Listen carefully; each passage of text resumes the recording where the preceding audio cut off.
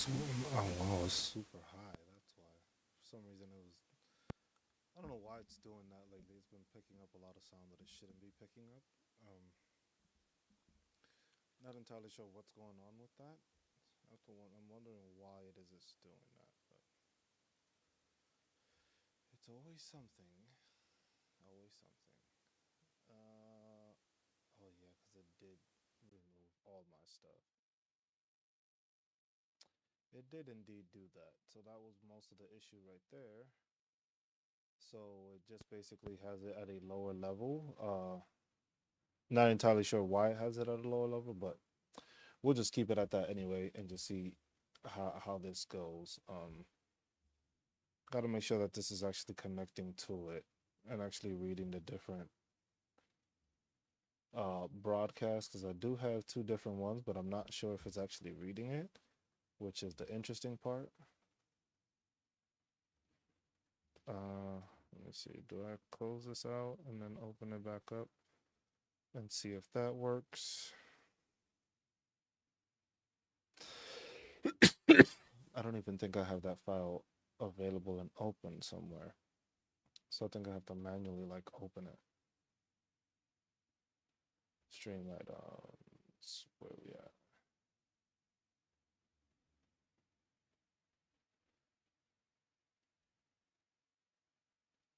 Says I already have some. Oh, that one is still running. Okay, so I need to open up the other one, which is not running.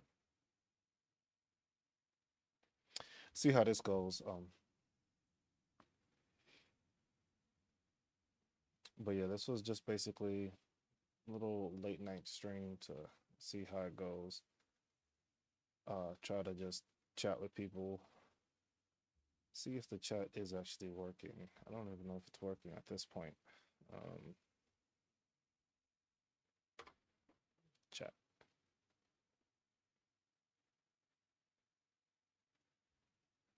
YouTube is not receiving video notes to maintain a stream. How?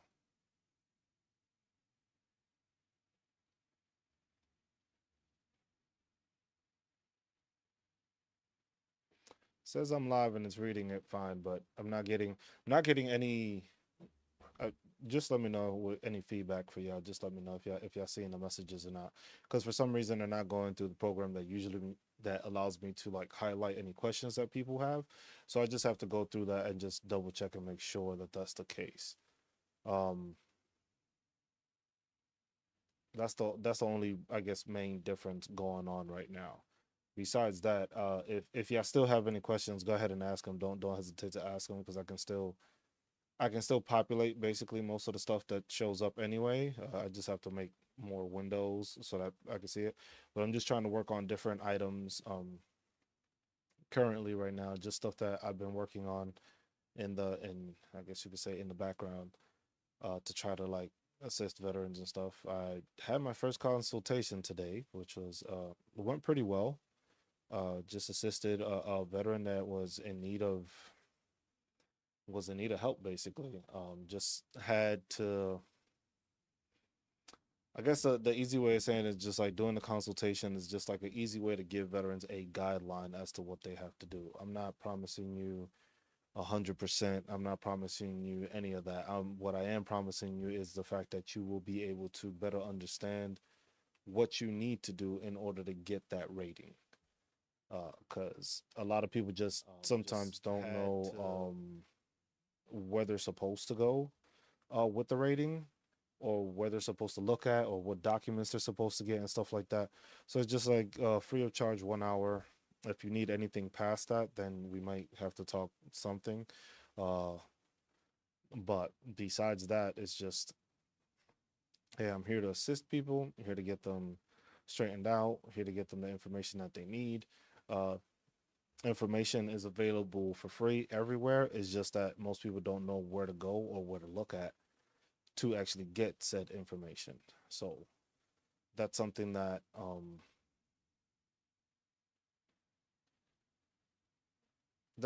just there for people to just be aware of. There's different criteria, there's different stuff you can find.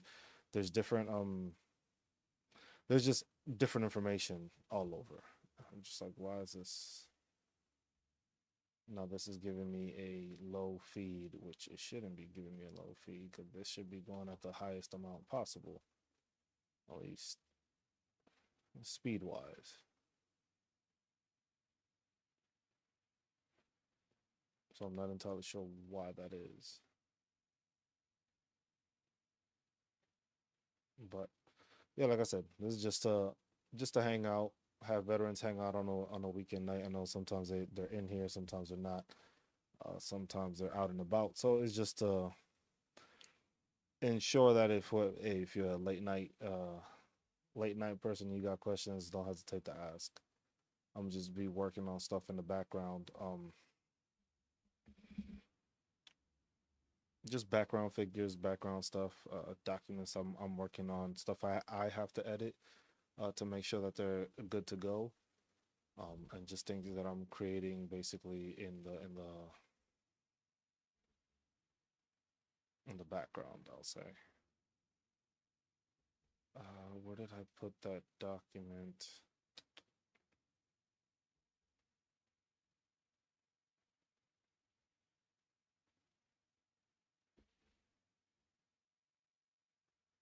Okay, here it goes. So this is what I had to fix.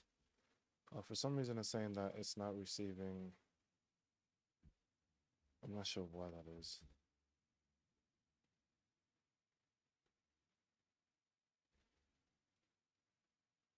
I'm not sure why that is. It's not reading it. It says it's not getting any information. So I'm not sure how true that is, but it's not receiving it.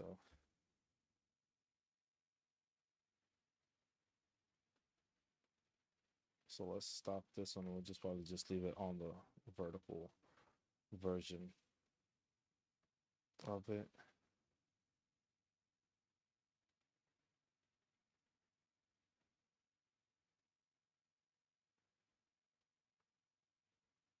Let's see if it's actually running it.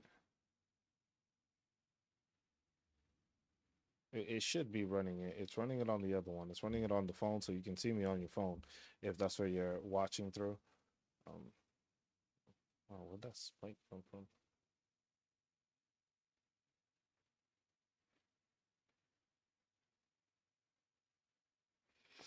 So it says good connection. So hopefully y'all can't hear me. Y'all can't see me. So we'll see. We'll see how that goes. But let's go back to share screen, and we got this. We also have put out there. We do have the disability rates information out there. So we have the 2025 disability rates for special monthly compensation and for the regular disability rates with the 2.5 increase that we received for this year. So keep that in mind.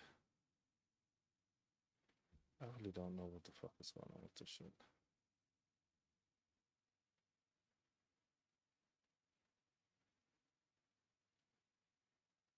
Because it's like it's working just fine, but I don't know if it's YouTube that's not allowing me to send the signal because the signal's not working for YouTube, it seems.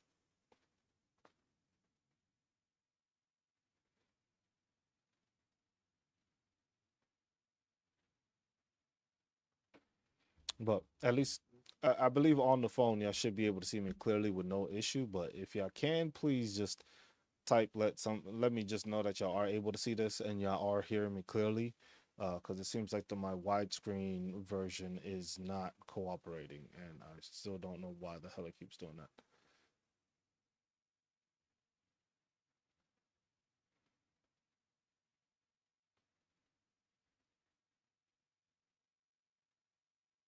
Because that's the Hangout one, and that's this one. Yeah, we might just end up leaving it as one or the other and not just having both up. But that's just the code of regulations, basically. We have been putting out questions out there for people just to give people a better interaction or just understand a better way of understanding like what information is out there. Uh, there's a lot of questions that people are having issues with that they're not understanding, or there's certain topics that people aren't understanding. So what I'm doing is I'm trying to put out questions there so that if people run into these issues, or if they don't understand what's going on, or it might lead them to ask a question. I think that's the best way of going about it, so that way, hey, if you have a question on the CFR, maybe I spark the question with another question. So you may have an issue, or you may be looking into a certain or a specific thing when it comes to musculoskeletal or mental health or whatever the case may be, and then that way you can get that information that way, just so I'm providing a extra little question for you guys to like look into. Just like I said, it doesn't have to be anything out of the ordinary, but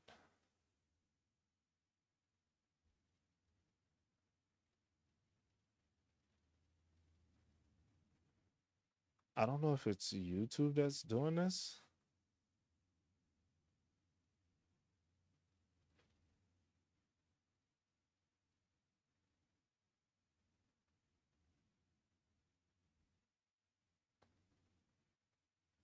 So I'm not sure exactly. But I ended the one on the widescreen for some reason. It wasn't. It says viewers waiting, but then I'm not sure why it's not going through. Stop that stream. The other one should be going through. The built-in stream is stopped. The vertical one should be going. At least I believe this one should be going. Hopefully it doesn't cut out. Yeah. So it should be working fine. I should be. It's still sending the information, so we have that. I just find it interesting that it doesn't. It keeps on switching it. Like sometimes it'll give me the ability to stream to like multiple platforms all at once, and then sometimes it just doesn't do that. So it's kind of interesting because it'll keep on switching between one or the other. Like, hey, you're able to get this. Like one stream is working properly, then the other one isn't. So I'll just leave it. I think for these late night streams and stuff like that, we'll just leave it on like the phone version. And when we do our workshops, we'll do our dual screen so that you can watch it on a TV or on a computer, laptop, tablet, and then you can also watch it on your phone if you're out and about. So it's an easier way to advise people and give them answers and give them questions if that's what they're going to be doing. So yeah, but I'll just pull that to the side and then just work on this document. So if you have any questions, have at it. Um, yeah, any questions, just ask. Don't hesitate anything. There's no wrong answer when it comes to asking questions. It's just basically what you want to do, what you want to find out, how can you make it better, or how can you make your claim better? How can you make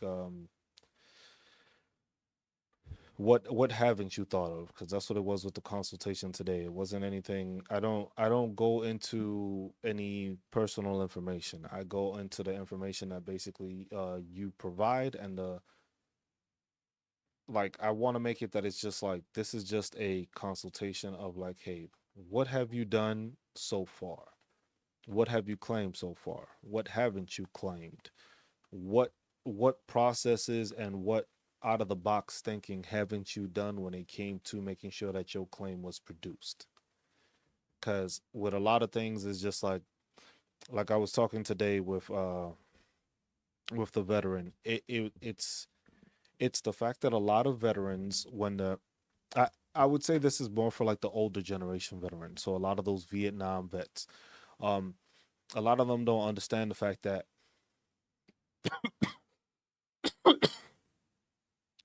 the Vietnam era veterans went through a different process than we did, or than I did.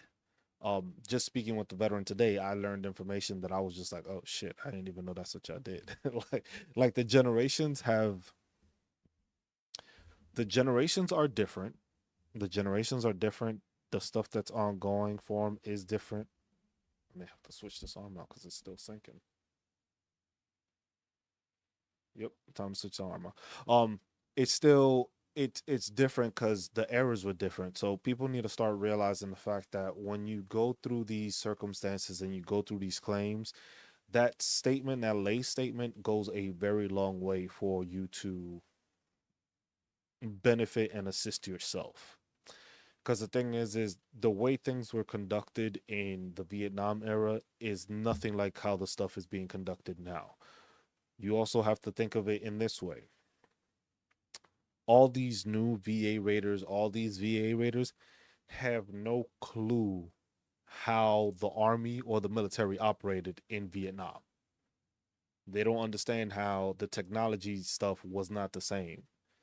Most of these VA raiders have only known what a phone is. It's funny because I was talking to to the vet today, and it was just like, most of these people don't know what a payphone is, and we just had a good laugh because they don't know what a payphone is.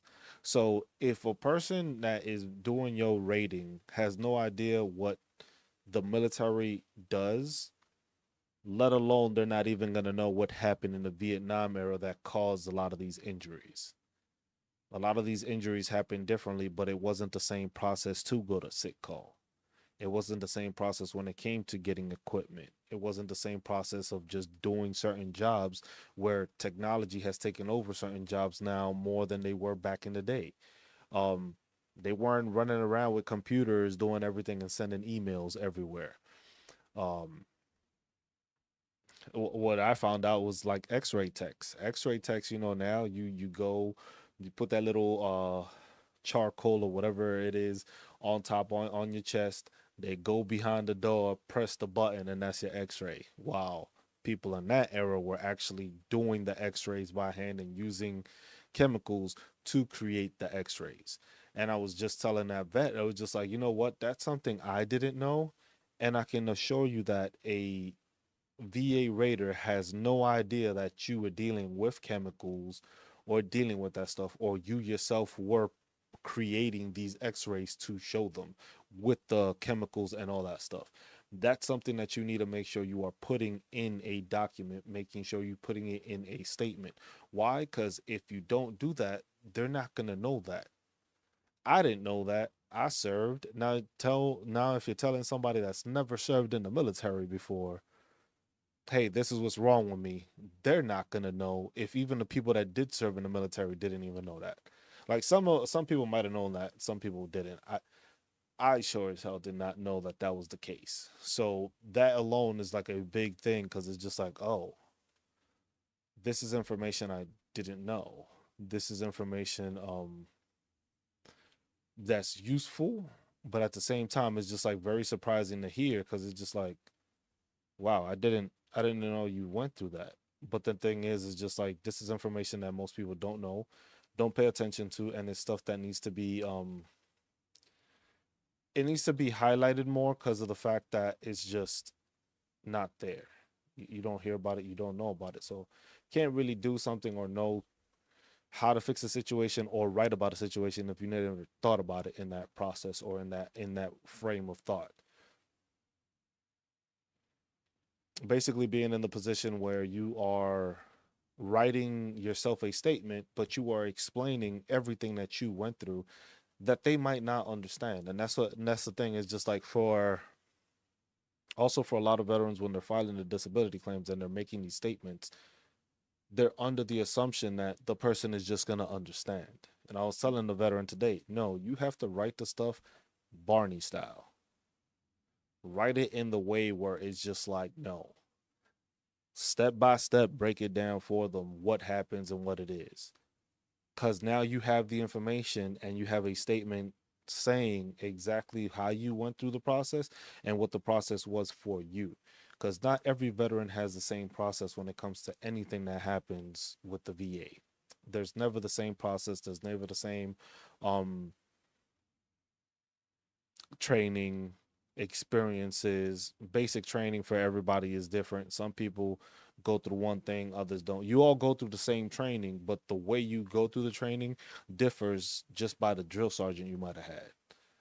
And that's stuff that you still have to elaborate on because that's what you're trying to put. If you're trying to connect issues or injuries that you knew you had from there, you might not have gone to sick call, but that doesn't mean that you ain't have buddies there that witnessed what you did or what you went through. I was just like, if you always walked with a limp and you got people saying that you always walk with a limp, that helps show that VA rater like, okay, this person was injured before that, and there's a bunch of other people that have signed off on testimony, on basically sworn statements, you could say, saying this person was injured and he was always hobbling around because he had this injury, or he got this injury off of this, or jumping out of planes, he landed wrong, and that's how he messed up his knee and his ankle, but he only got seen for, like, all those different scenarios and all those things is just the things that people have to fill out. The other thing being, you have to file for everything, because the thing is file for everything you can possibly think of. Because the thing is sometimes you may have the issues where you are hurt, but you don't realize what you're hurt about or what it is that you're dealing with till a couple of years later, or till you have the instance where it actually aggravates itself, and then you're like, oh shit, should have filed a claim for this. Or I didn't think to file a claim because I was too concerned with making sure I filed this one first. I was just like, claims are claims. If you have the injury, you have the diagnosis, file for it. Because the thing is that sometimes these things are secondaries to each other without you even realizing it. But if one of those things, like the issue with, like, if you have an ankle issue, shin splints, knee issue, hip issues, all that stuff, most of the time, all that stuff is connected. Most of the time, if you have a hip injury, it usually messes up your knee, because if your hip ain't working right, that's gonna affect either this side or the opposite side knee and stuff, because you're compensating for it. So you got to make sure you file that way and think about it that way, because the thing is, it's just like, hey, if you have the diagnosis and you can show that this was caused by the military or worse, now you have a connecting factor. And if you have one thing that was messed up, now everything else can become a secondary. Now, that, like I said, it's not always going to just like automatically happen. You still have to have the documentation. You still have to have nexus letters, or you could even go to the DBQs, which a lot of people, that's another thing that a lot of people don't use, is the DBQs. Because the thing is I don't think a lot of people realize that the DBQs now are, and that's this here. Where did I change it? Oh, hold on. That's the DBQs right here, the Public Disability Benefits Questionnaire. This is something that a lot of people have no idea what's going on with, don't know what it is, never heard of it. All they heard of was the Nexus letter. This basically gives you that information, and it was like, DBQs help collect necessary medical information to process your disability claims. You can use these forms to submit medical evidence from your healthcare providers. So this is something that you can use if you have, like, let's say, a private doctor. It goes through it, and the site here, which I'll put in chat real quick, in a second. So this will have all the DBQs and all the information that you can use going forward. So it's basically a DBQ for everything.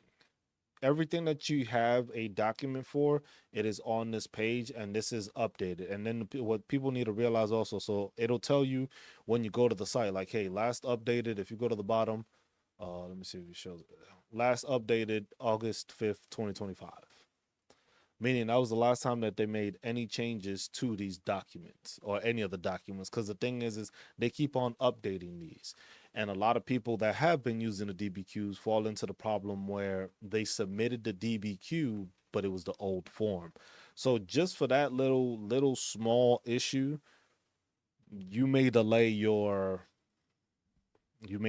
filing or your claim, just because of the fact that they were just like, you know what, this ain't the right form.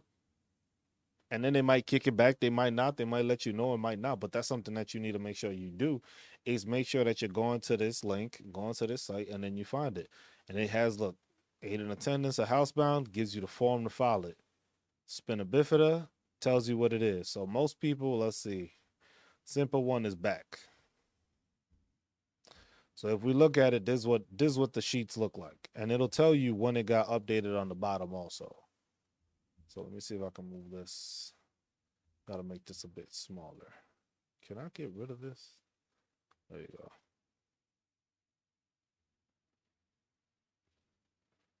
So this is the DBQ form, and it has basically all the information in here. And this is what you're going to look at, and this is what you're going to go through. So this is basically what you're going to fill out. If you have back issues and you have medical evidence and medical documentation and stuff that you can use, this is what you need. You need to put this because this will add to your claim. Um, Benny DeMarble, no problem.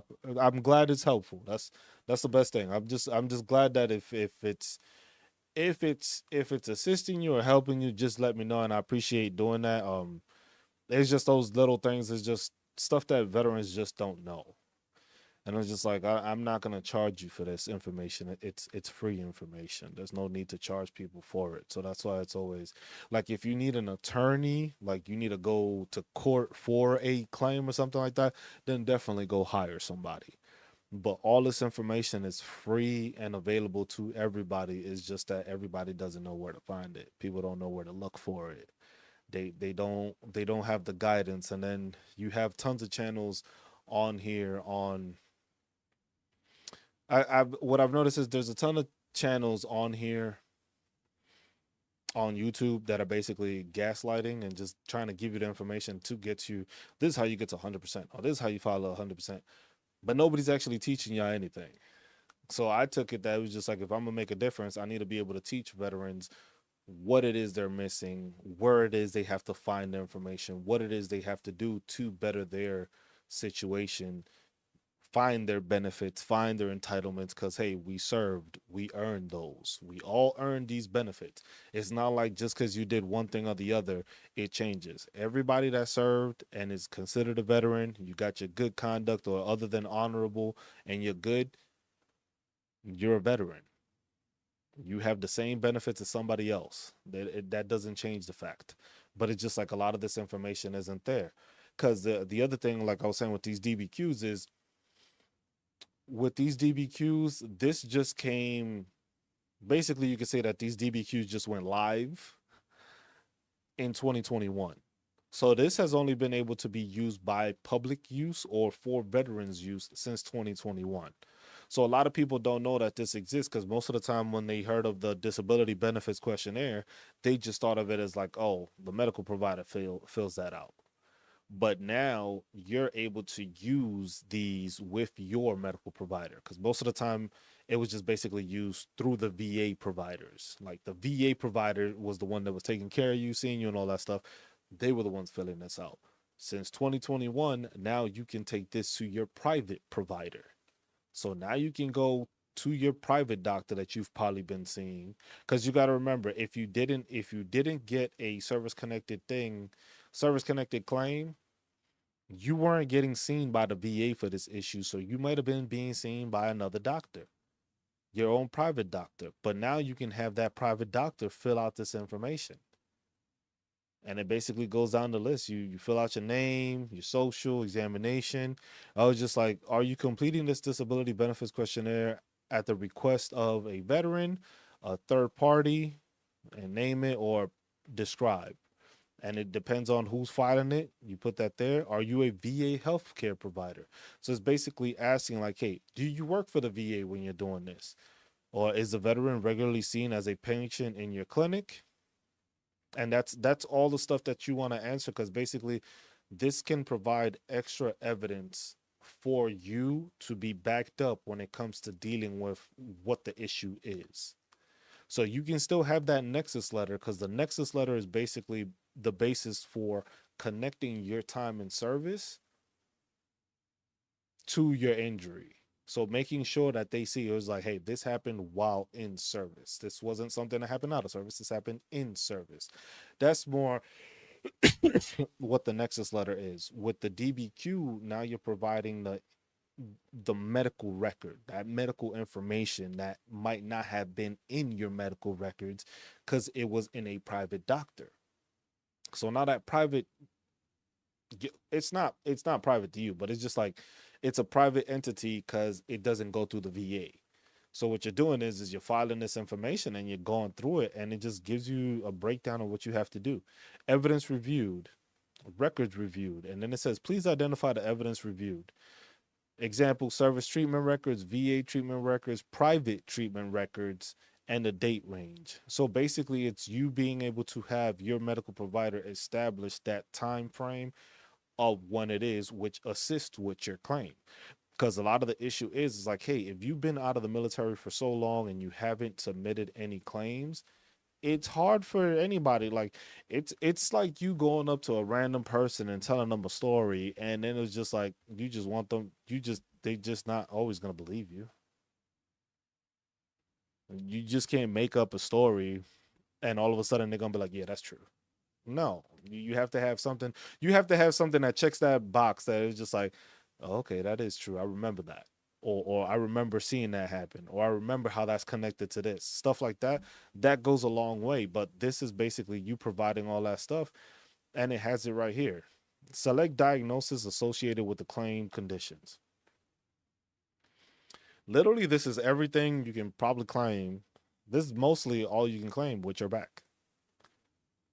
So degenerative arthritis, degenerative disc disease, lumbroscal strain, intervertebral disc syndrome, sacroiliac injury, spinal stenosis. All this stuff is there, and it's basically an easy way for you to also look into it. Because if this is in there, that means that there's also a diagnostic code for it. Because you're claiming it, and it basically gives you ICD code, which I believe the ICD code would fall under diagnostic code. I'm not sure there because I haven't filled out one of these, but that's something I'll look into more. But date of diagnosis, and it tells you. So whenever you've gotten this, all you're doing, like if you got the PDF, you can click on it, gives you the ICD code, which I have to see.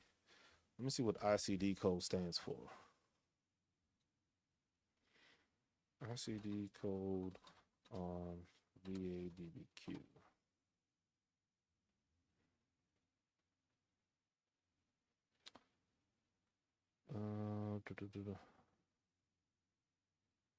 Yeah. So it is a diagnostic code because it basically says ICD codes are used on a VA disability benefits questionnaire. Purpose ICD codes are used to help the VA accurately evaluate a veteran's condition and determine the appropriate disability rating. So basically, the ICD code is that diagnostic code that they give on the disability. So basically, if we go to, okay, there's the CFR, right? So we'll go to the CFR and we'll go to table of contents and we can go to musculoskeletal. Use the bone name, sir. Where's it at? No, dominant hand, sir. Loss of buttocks. Arthritis, static foot. Evaluation, the joints. I would say it's the bones, but it's probably joints also. But as you keep on scrolling down through this, it's gonna give you the breakdown of what it is. So now here you can go in and punch off of it, like visualize one side, then visualize the other side, and see what the difference is between those. And that's gonna give you what that code is. So degenerative disc disease. See, because there you go, degenerative arthritis, the first one. So 5003. So when you were to go here, you fill this out, degenerative arthritis, 5003. Data diagnosis, 25 or 10, 25, 2018. So you've had this since 2018, and that's what the code is. So now when they look at it, it's just like, okay, you are saying that you have been diagnosed and this is what you would end up filing for. And it was on, you've had it since 2018. So now they can look at it as like, okay, you've had this since 2018, but you got out of the military in 2010. So it's just like, that's where it's just like people have that problem because if you're saying you've had this issue in 28, that's when you got diagnosed. That doesn't mean that's when you had it or started. This is when you got the diagnosis for it. So you have to elaborate on that. And that's where that nexus letter helps put those things together. Because if they look at this and be like, oh, you had it 8 years after you were out, this didn't happen in the service. If you have that nexus letter, it's just like, hey, I was diagnosed with this after I was being seen for this time, and then they decided to give me an X-ray, and I got the MRI, and it showed that I had arthritis and that's what was causing the issue. And then stuff like that, that's how you connect it. But you got to make sure you're doing those connections. Everything is connecting it to your time and service. Whether it was something that you had prior to service, and when you came in, it was in your in your information, or it was something that happened while in service and it moved forward. Those are always the things people need to realize when it comes to that. But all this information is here, and you would just go to the 38 CFR and find it,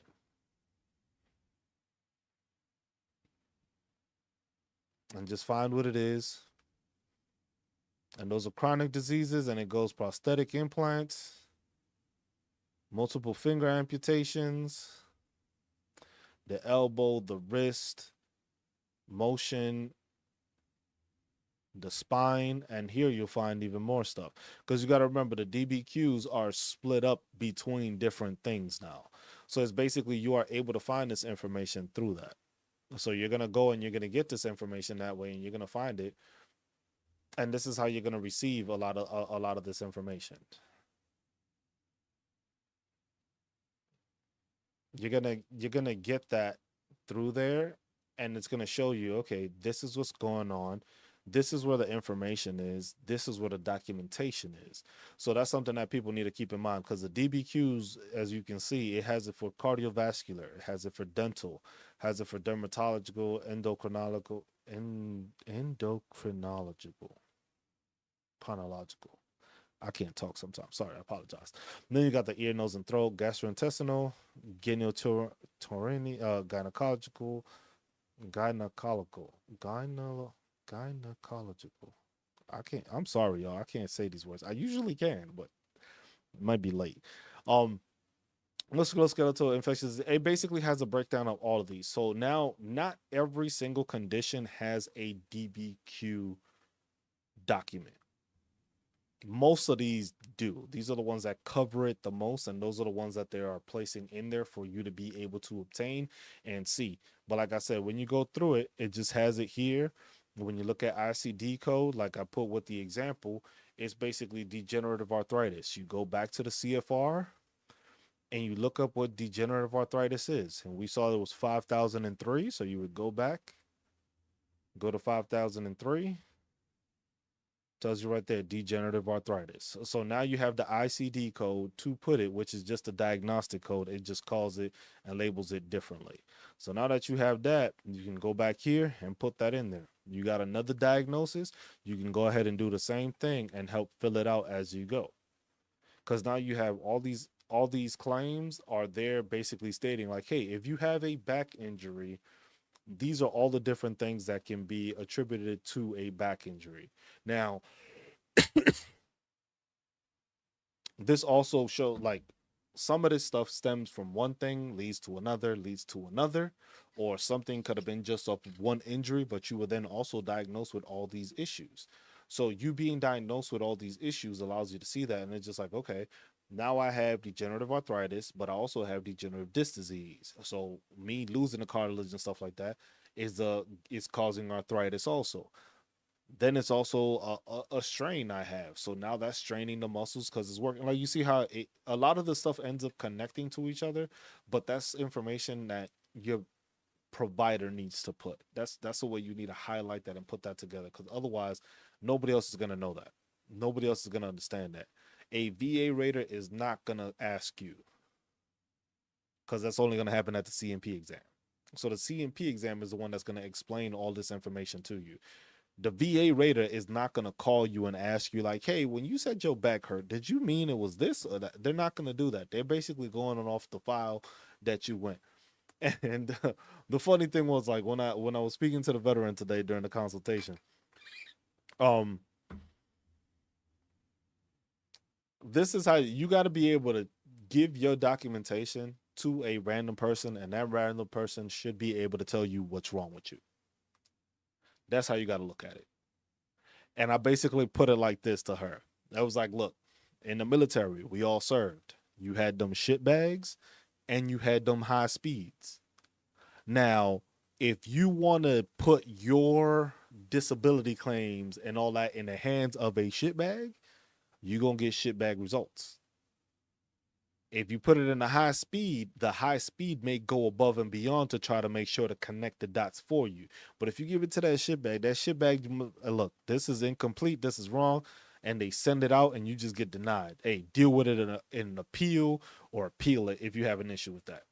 You want to make it so that when you file that document, you file that claim, both look at it and it's just like, shit, this is straight through. Like, even a shitbag is just looking at it like, damn, he got his information, or she got her information, she got the documents and all that.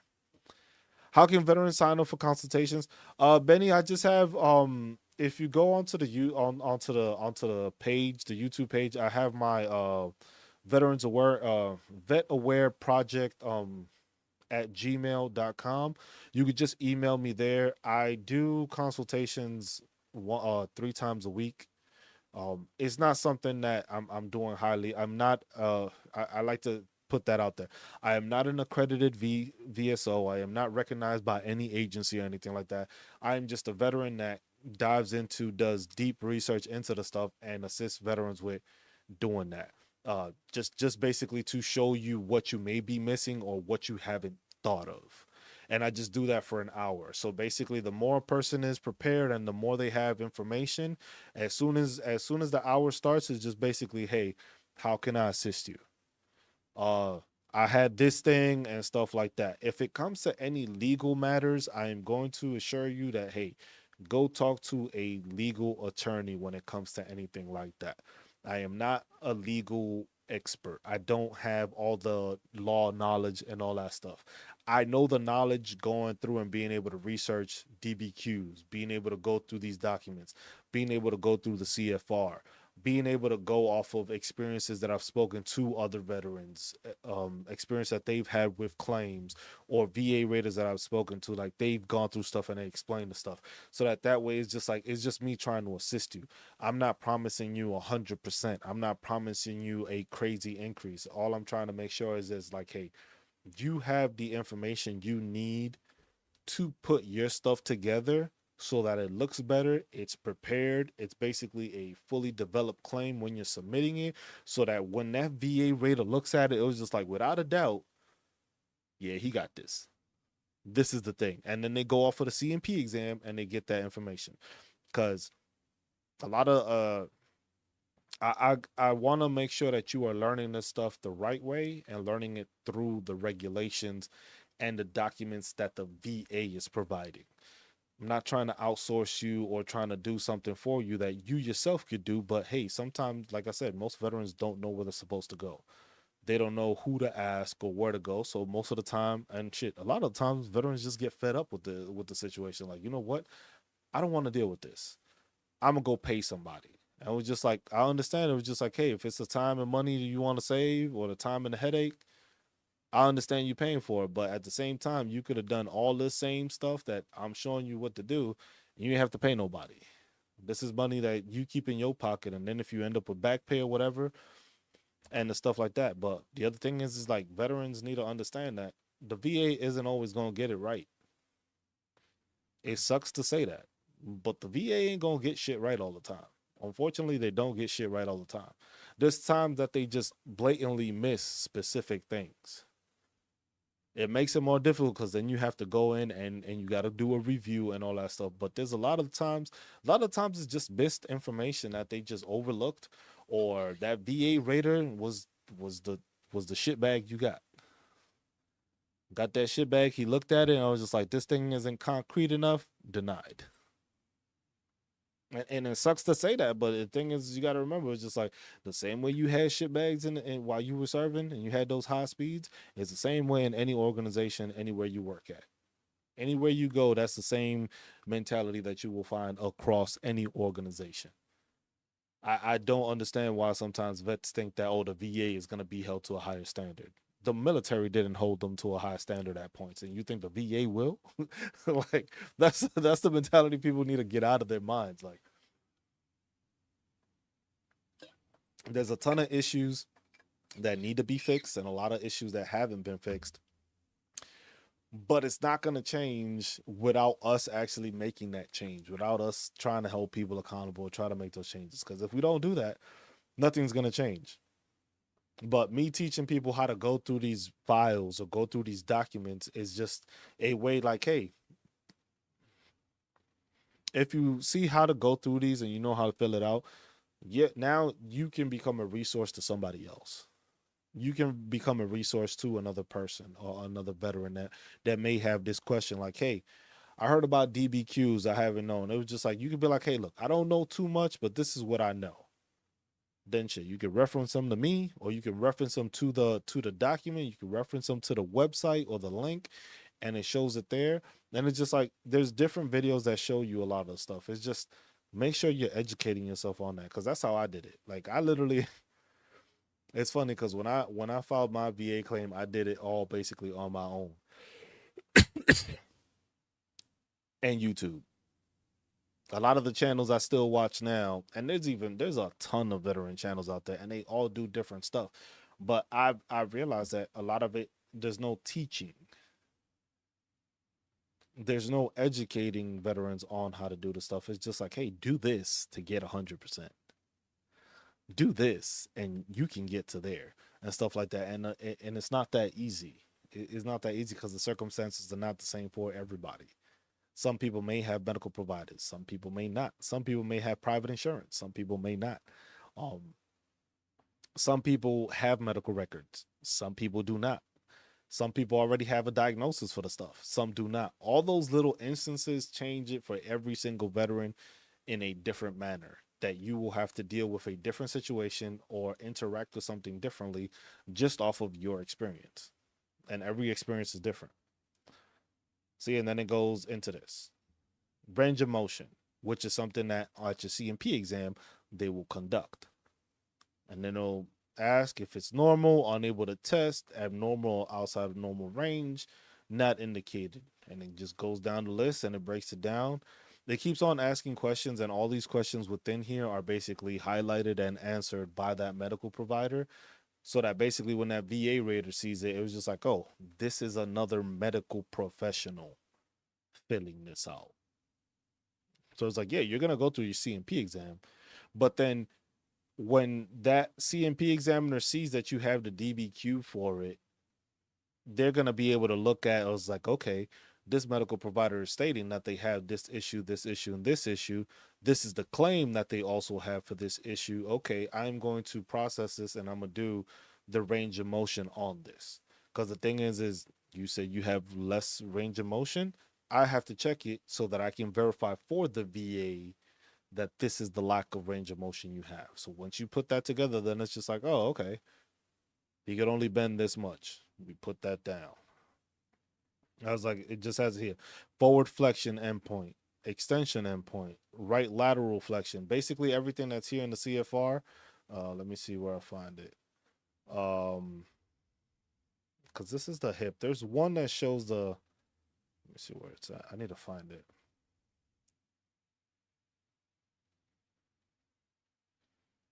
Was it that one that I just? Here it goes. And this is the same thing that they're asking on the DBQ.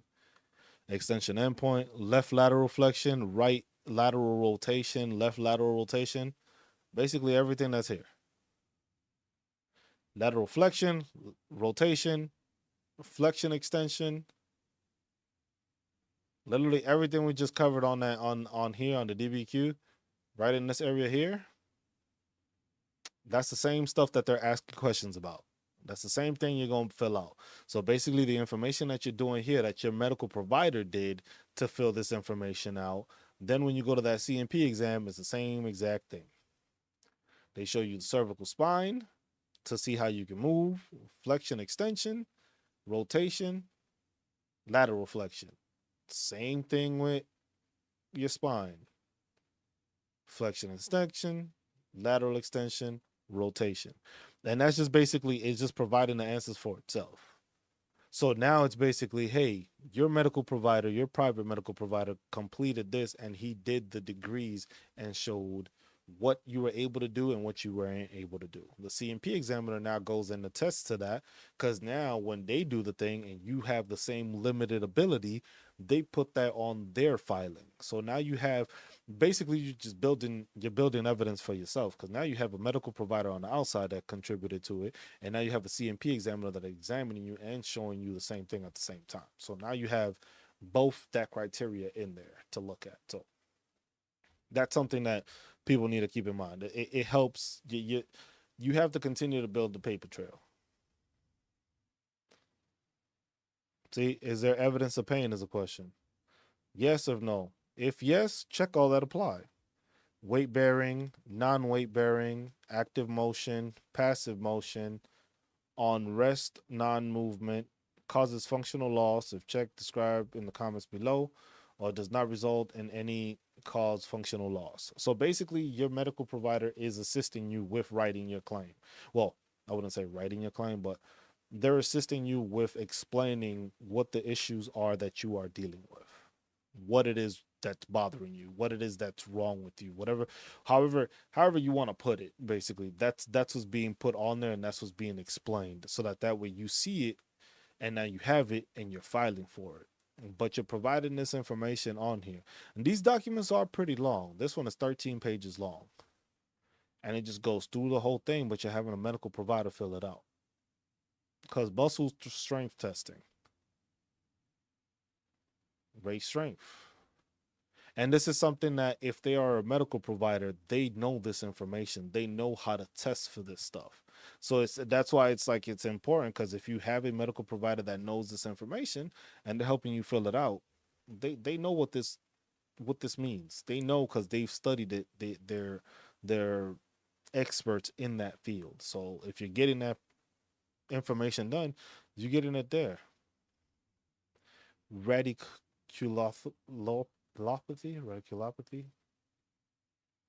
that one.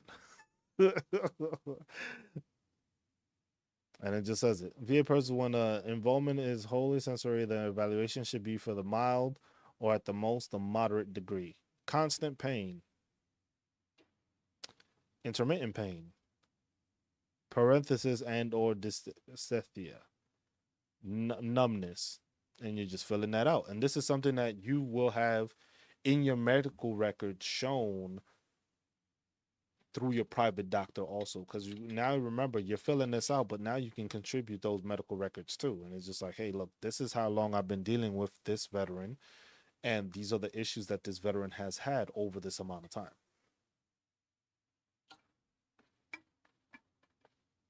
So that's just all information that you're obtaining and you're giving yourself to be able to use going forward. This is all ready information, and is there other neurological abnormalities, you fill it out. So basically anything that is wrong, anything that they know of that stands out, because you got to remember, us as veterans don't know what the hell is wrong with us.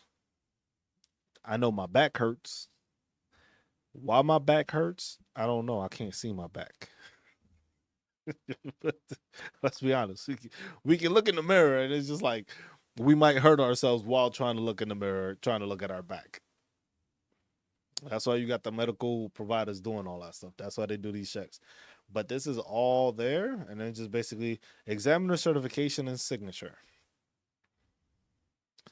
Examiner signature, examiner's printed name and title, examiner's area of practice, specialty stuff, date signed, examiner's phone number, national provider identifier number, medical license number and state, and examiner's address.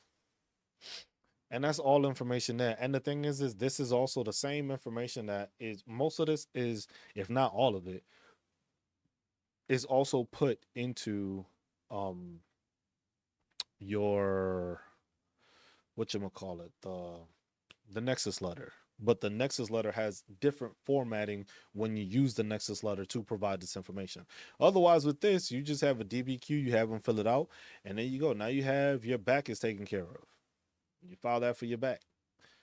Then, like I said, we can go down the list. There's a whole bunch of them. But like I said, make sure that you're going to the site. Make sure you're going to va.gov or benefits.va.gov. Because the thing is like, You can't search for this and it doesn't just populate, and that's the thing that bothers me the most. It was just like the va.gov site is massive. The amount of information it contains is massive, but the thing is there's nothing that pinpoints you or makes it easier to do, because this is www.benefits.va.gov. When you go to va.gov, it sends you to this site, sends you to the main one, doesn't send you to benefits. I was like, there's nothing here about benefits. It's about the VA. And if you look at it, there's nothing highlighting just benefits. The benefits. You find a VA location, it'll give you that. Then it might send you to the veteran. Then you have to go to the Veterans Benefits Administration, and then you got a whole nother list of items to go through and try to identify. Outreach and transition programs, compensation, education and training, and it has a whole nother list here. So it's like finding the information isn't as clear cut, and you have to know where you're looking for it. But sometimes a good amount of time is just good to go to like Google and search for that item, search for what it is that you're looking for, and it'll basically produce it. And then you can just click there and it shows to you. But keep in mind, make sure to check the site. Make sure to go down, because on the bottom here it has um it'll show last updated. Make sure you are checking that you are on a updated page, because a lot of the times with a lot of the stuff when you search, this thing is going to spit out what you ask it for. So it doesn't like condense it, and it doesn't make sure that you're going to the right location. It might be the old page that has that same name, and if you click on it and don't check, you may be looking at old information. Um, why the VA still has that like on the search thing? If it's just like it should have been archived or something, and have like an archive section of like the old stuff. So it's just like, hey, this is the website from 2016 or something, and it'll give you that information. I don't need that information. But at the same time, like I said with the DBQs, look, you have to go to compensation, and then from compensation and pension demand, evidence requirements, evidence needed. And it gives you the breakdown. And then the funny thing is like when you click on some of these things, it sends you back to va.gov. So it doesn't keep you in the benefit state, but then it shows you, it's just like, oh, you would have gone to va.gov, disability benefits, how to file a claim, and then evidence needed for your disability claim. So if I go to how to file a claim, then you can go to evidence needed.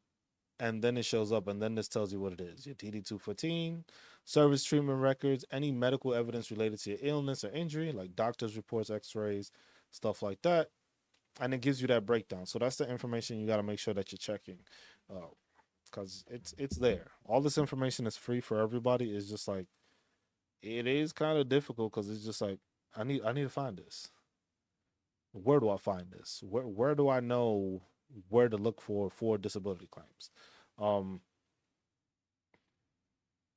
and that's one of the things that most people don't realize. It's just like if you don't know what you're looking for, you don't know where to go, where to look at the stuff. It's just like it's very difficult, because you're gonna have a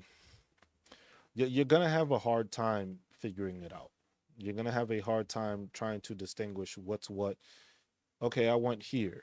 What do I look for? What do I need to do? Because the VA is they just basically lead you there, but they don't give an in-depth explanation as to what it is. Most of the times you have to look for an outside entity to go into an in-depth explanation of some of this stuff.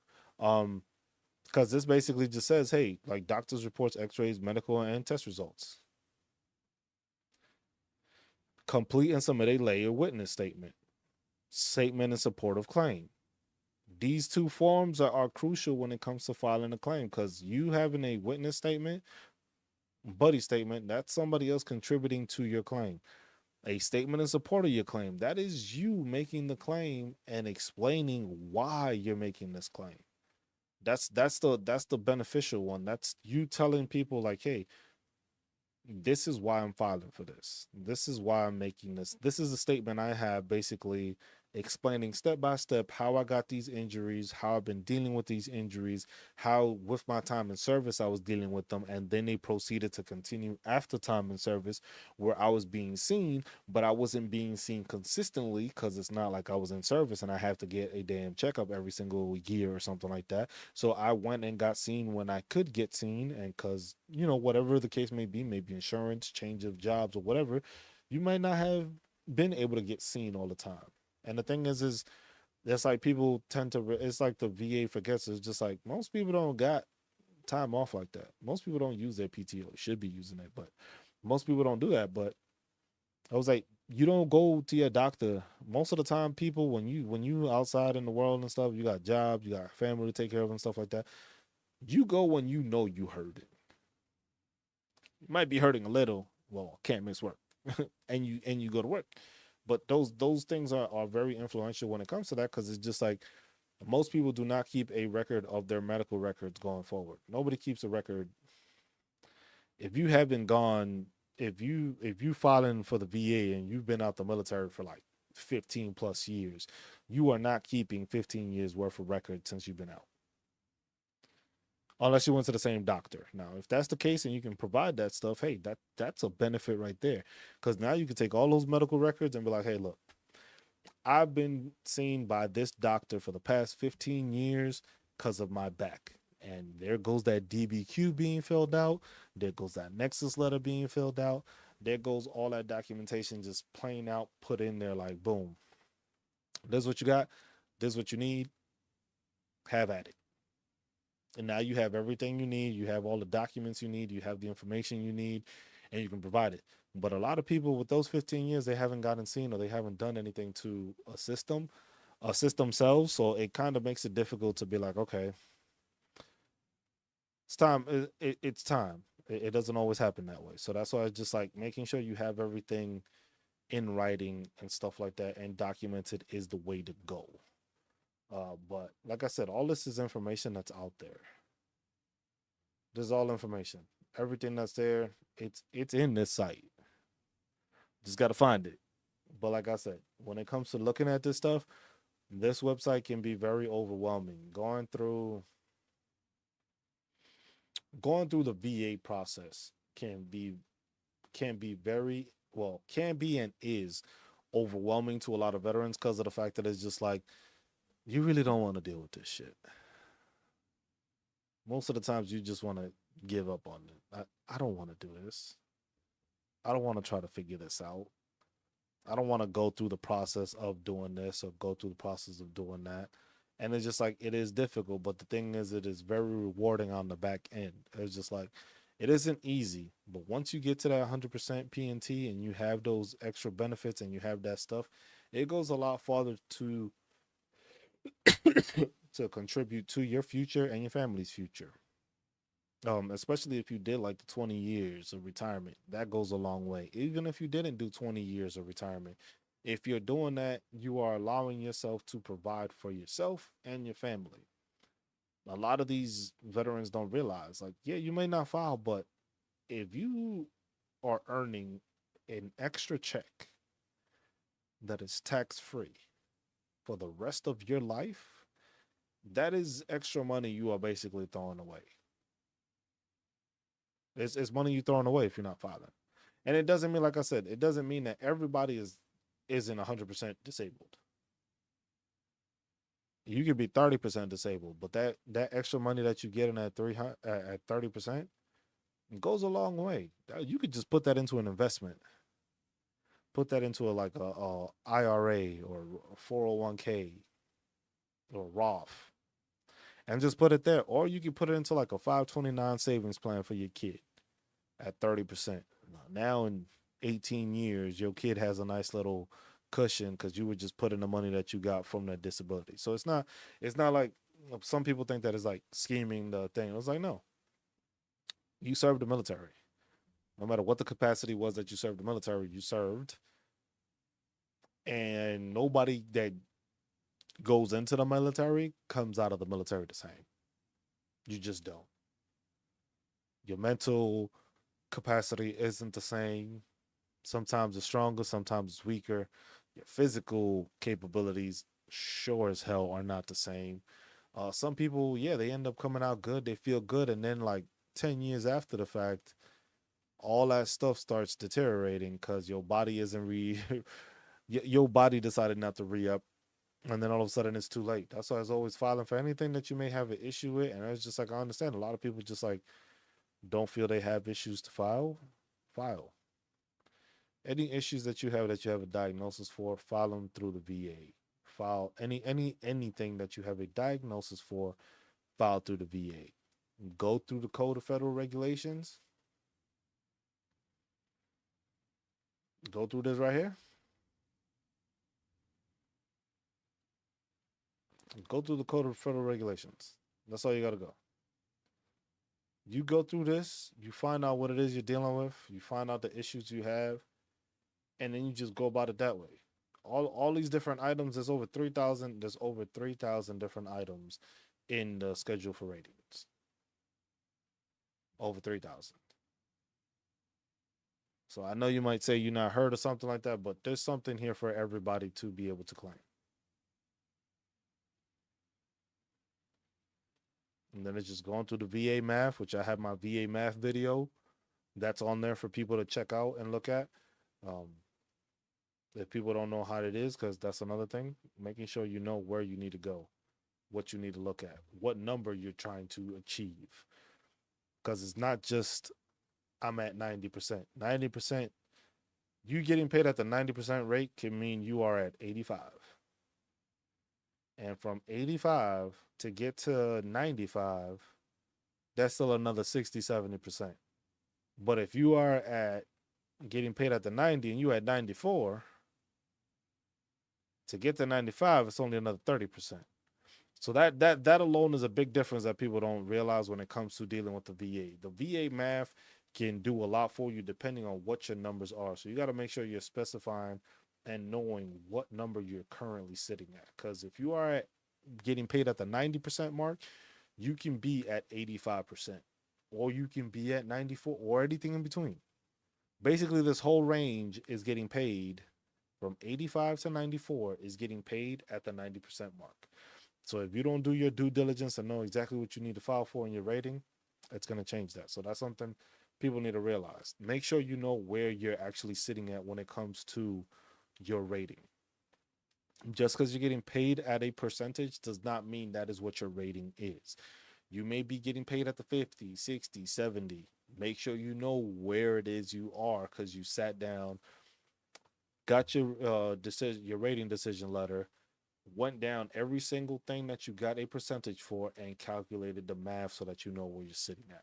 That's one of the most important things because then that allows you to formulate and know your requirements to get to the next level or to try to get to that 100% PNT, or determining like, hey, you can file for an increase on certain ones because they've gotten worse, and that ups it even more. But not knowing where you are because you are just getting paid at a rate does not benefit you because then it makes your fight. You're fighting the VA blind, like blindfolded. Because if you don't know what your percentage is, you don't know how much you need to get to 100%. If you're trying to get to 100% because you got other claims and stuff like that, and you don't know where you're actually sitting at, you're gonna have a rough time trying to actually figure it out. Because then you're gonna think, hey, I'm getting paid at the 90%. So what do you think? You're gonna think I only need 5 more% to get the 95. But if you had 90 to get the 95, you need another 50%. So you thinking that just a 30 or something, you might just file a small little claim that gets you another 10 or 20, and then next thing you know, you get that ratings letter, and it still says you're getting paid at the 90%, and you just like dumbfounded. You're like, yo, I was already at 90%. I got the extra 5% with this, and I didn't even make it up. It was just like, well, you were getting paid at the 90%, but that didn't mean you were at 90%. Because remember, they round up the previous position, they round up to get to the next thing, and that's how you get paid. So if you hit 85%, you're getting paid at the 90. But you might be at 85, and from 85 to 95, that's about 60 to 70. It's basically a 70% increase you need in more or 70 more percentage points to get to 100% or to get to 95%. Because you got to remember, you can get to 100%, and there's those four types of 100%: temporary, the scheduler, there's a TDIU, which is the temporary unemployment, and then there's 100% PNT. So you may end up getting it, and you can possibly get to 100% and just be scheduler, which is basically you are at 100%. You're gonna get paid at the 100%, but you're gonna evaluate. You're gonna get evaluated because of the fact that it's just like they know that some of these issues are meant to get better. And that's when it goes into the breakdown of having a static issue and a non-static issue, which the static meaning that the VA knows and understands that your situation is going to get worse. It's not going to get better. Like degenerative disc disease, it's not going to get better because your cartilage is not going to grow back. You may walk a certain way, but your cartilage is not going to grow back. That would make it static because now the VA knows, hey, your condition is going to stay that way or it may worsen over time. That would be a static issue. But if it's something that is just like the temporary one is more for like, hey, you just had a leg like knee surgery or something. We know you're going to be incapacitated for this time period, but then that also goes into the recovery time, which is set. So let's say, oh, we know you're gonna have knee surgery. We know you're gonna have recovery time and all that stuff, and it may be like 8, 9 months. Cool.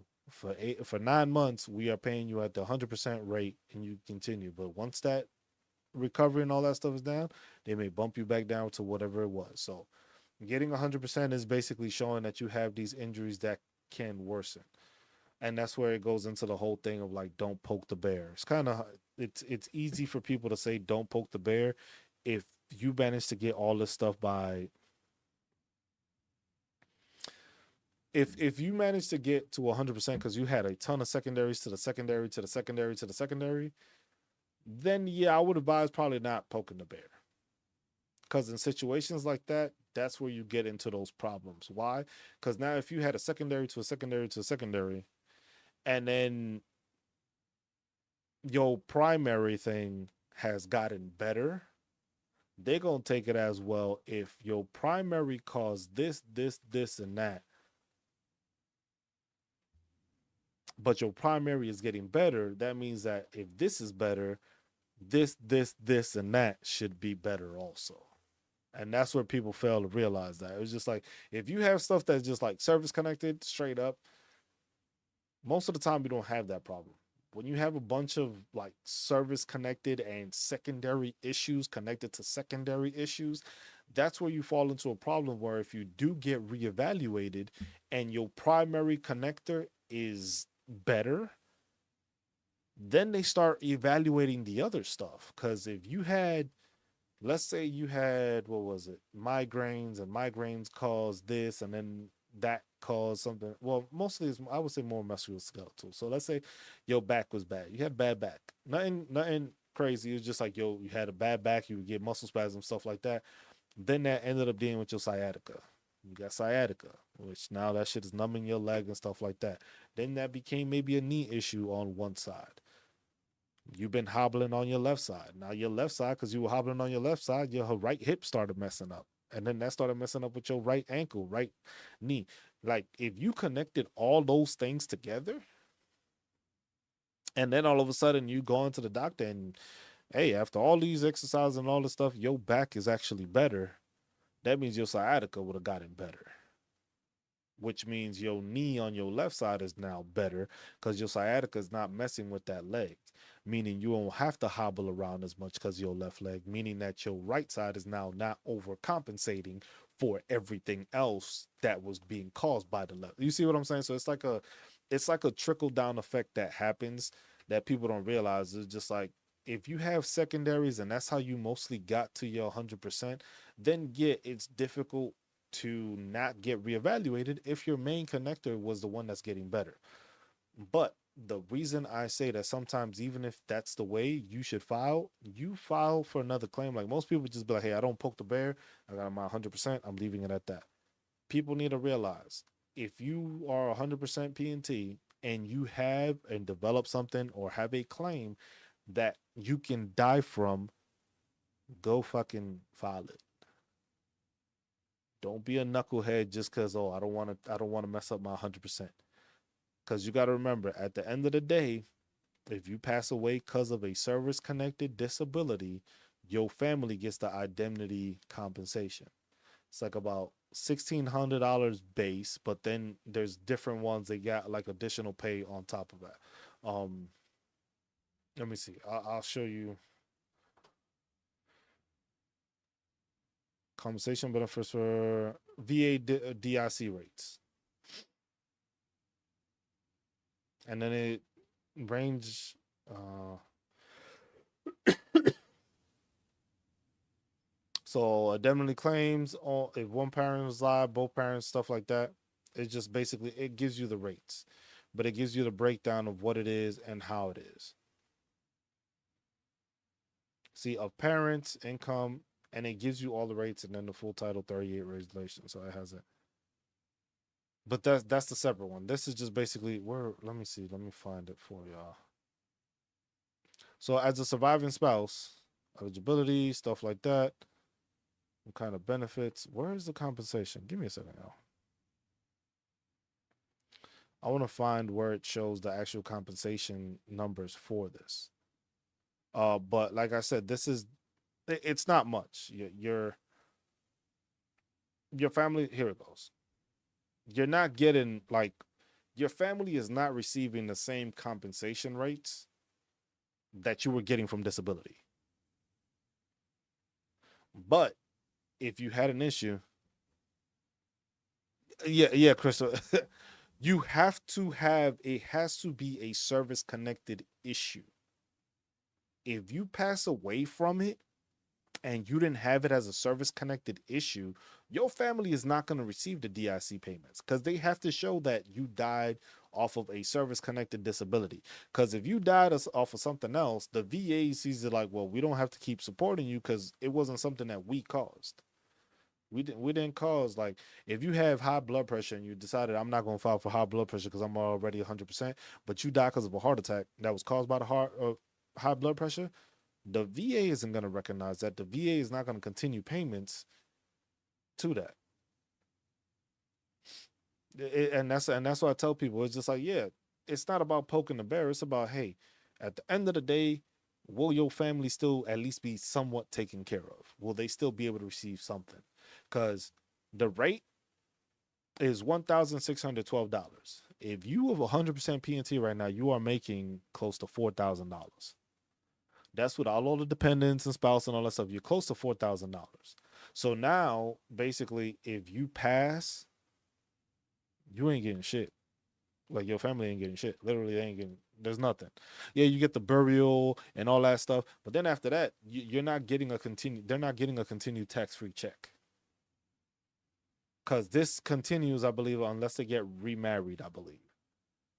But then you got to remember added amounts for surviving spouses. So if the veteran had a VA disability rating of totally disabling, including or individual payment, you were married to the veteran for 8 years, you get an extra 342.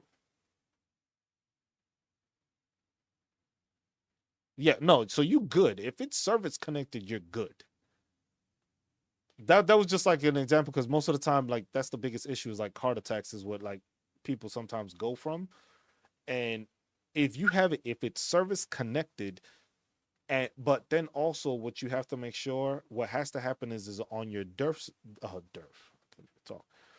It must be too late. I need like an energy drink, but it's too late because then I'll be up all night. You have to have on your death certificate, it has to state that you died because of high blood pressure. So that's the other thing that a lot of people, your death certificate has to say that. So autopsy or whatever the case may be, the death certificate has to say died because of high blood pressure or died because of that instance. So that way, when the VA receives the documentation, it's just like, oh, they died because of this. Oh, that is service connected. Now we can connect it.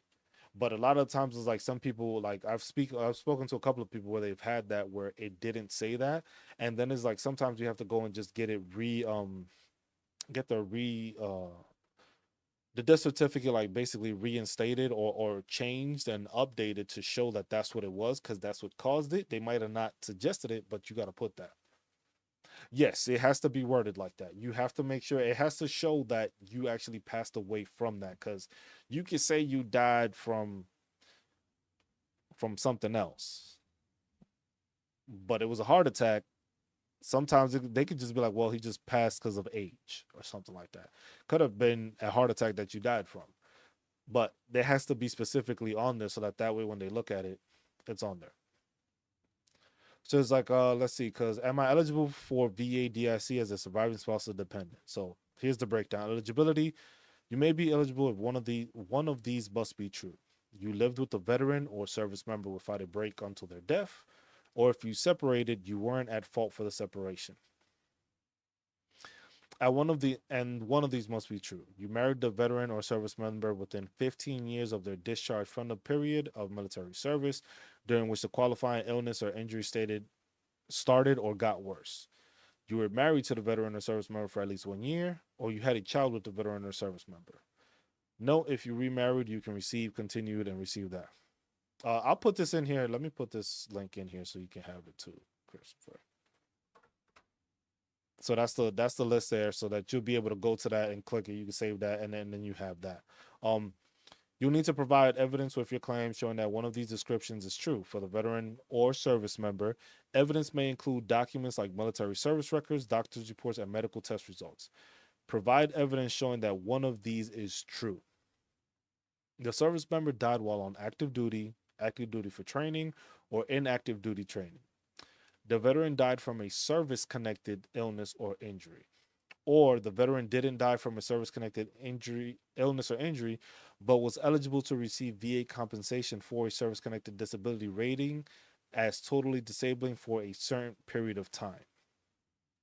So basically, that's, I guess, like when you go into like the scheduler one, that it was like you got this rating and it was service connected, or maybe it wasn't. That I'm not sure exactly what that explains there.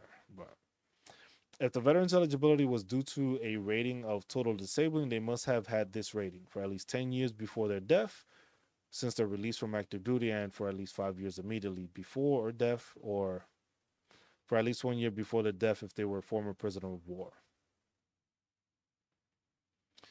If you're a survivor of a veteran who died from COVID-19 or service-related condition made their illness worse, you may be eligible for VADIC. When we review your application, we'll consider whether a service-related condition contributed to your loved one's illness. So you see, in that case, that's like a clause that they added because of COVID-19, like basically explain that.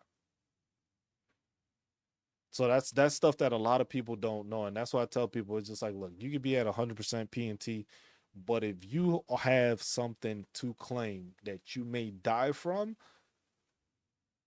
you shouldn't be worried about losing 100% P&T. If you have everything that you have and it's not getting better and you can show that, you don't have no issue to worry about. But if you have something that you are possibly going to pass away from, something that you may have an issue about, that is something that you definitely should file for. Because at the end of the day, you want to make sure your family is at least taken care of. Because receiving this tax-free compensation is great, but imagine the stress and the burden you putting on your family if you went from receiving that tax-free money to now you're not receiving anything. That it's a big change. And like I said, it was what, $1,600 that we showed, plus a couple of the other things, like 1,600. Like if you have a disability and need for help, like if you have 8 in attendance, you get another 400. If you're housebound, another. If you have one or more children who are under 18, it's 342 for the first 2 years after the veteran's death.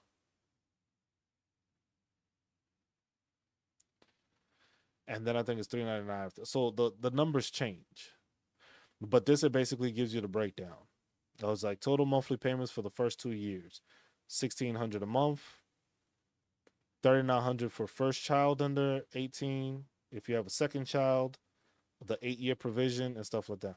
There was at 80% for like 6 years, and finally filed for my PTSD and got 70%. And now it's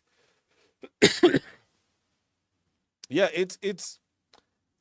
it's like that, Christopher. It's just like a lot of people hesitate to do it. A lot of people get to that point. Like some people get to 80 and it was like, you know what? I want 100, but it was a fight and a struggle to get to.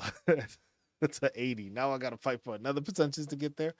And that's the thing, is just like, people need to realize a lot of the times what happens is, a lot of veterans, what they try to do is they always try to file for extra secondaries. It's like a secondary to the secondary to the secondary.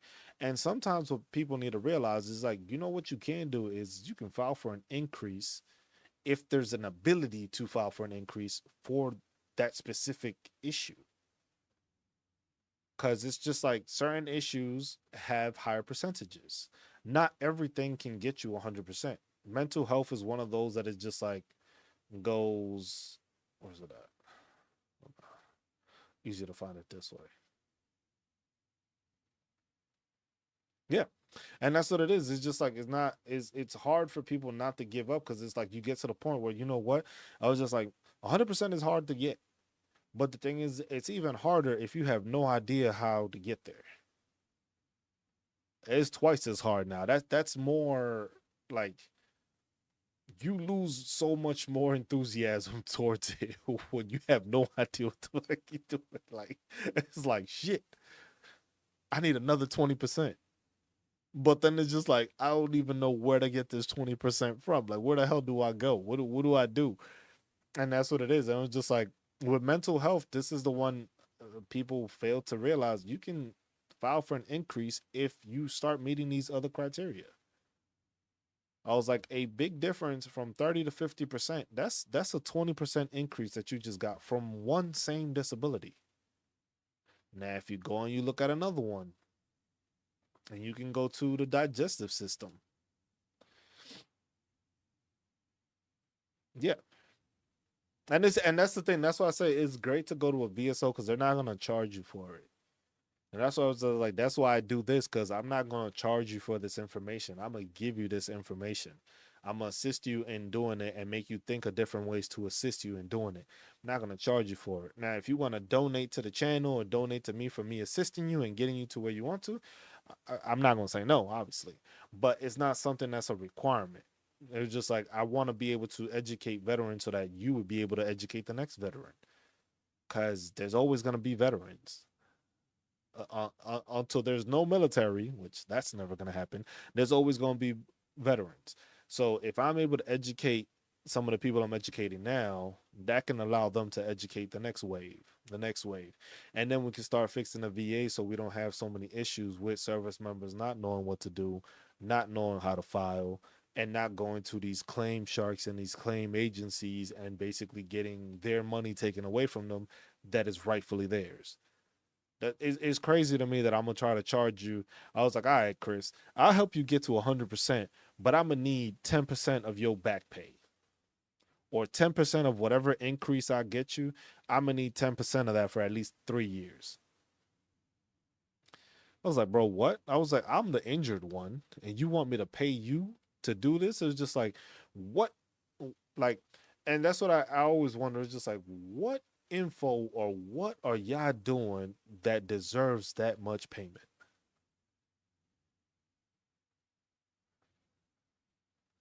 To do it, it was like, said I was asking other veterans when I started how to do it. They was like, no, don't waste your time. But they bragging about the 100%. Because that's the thing. Is just like, look, I'm gonna be honest with you, Christopher.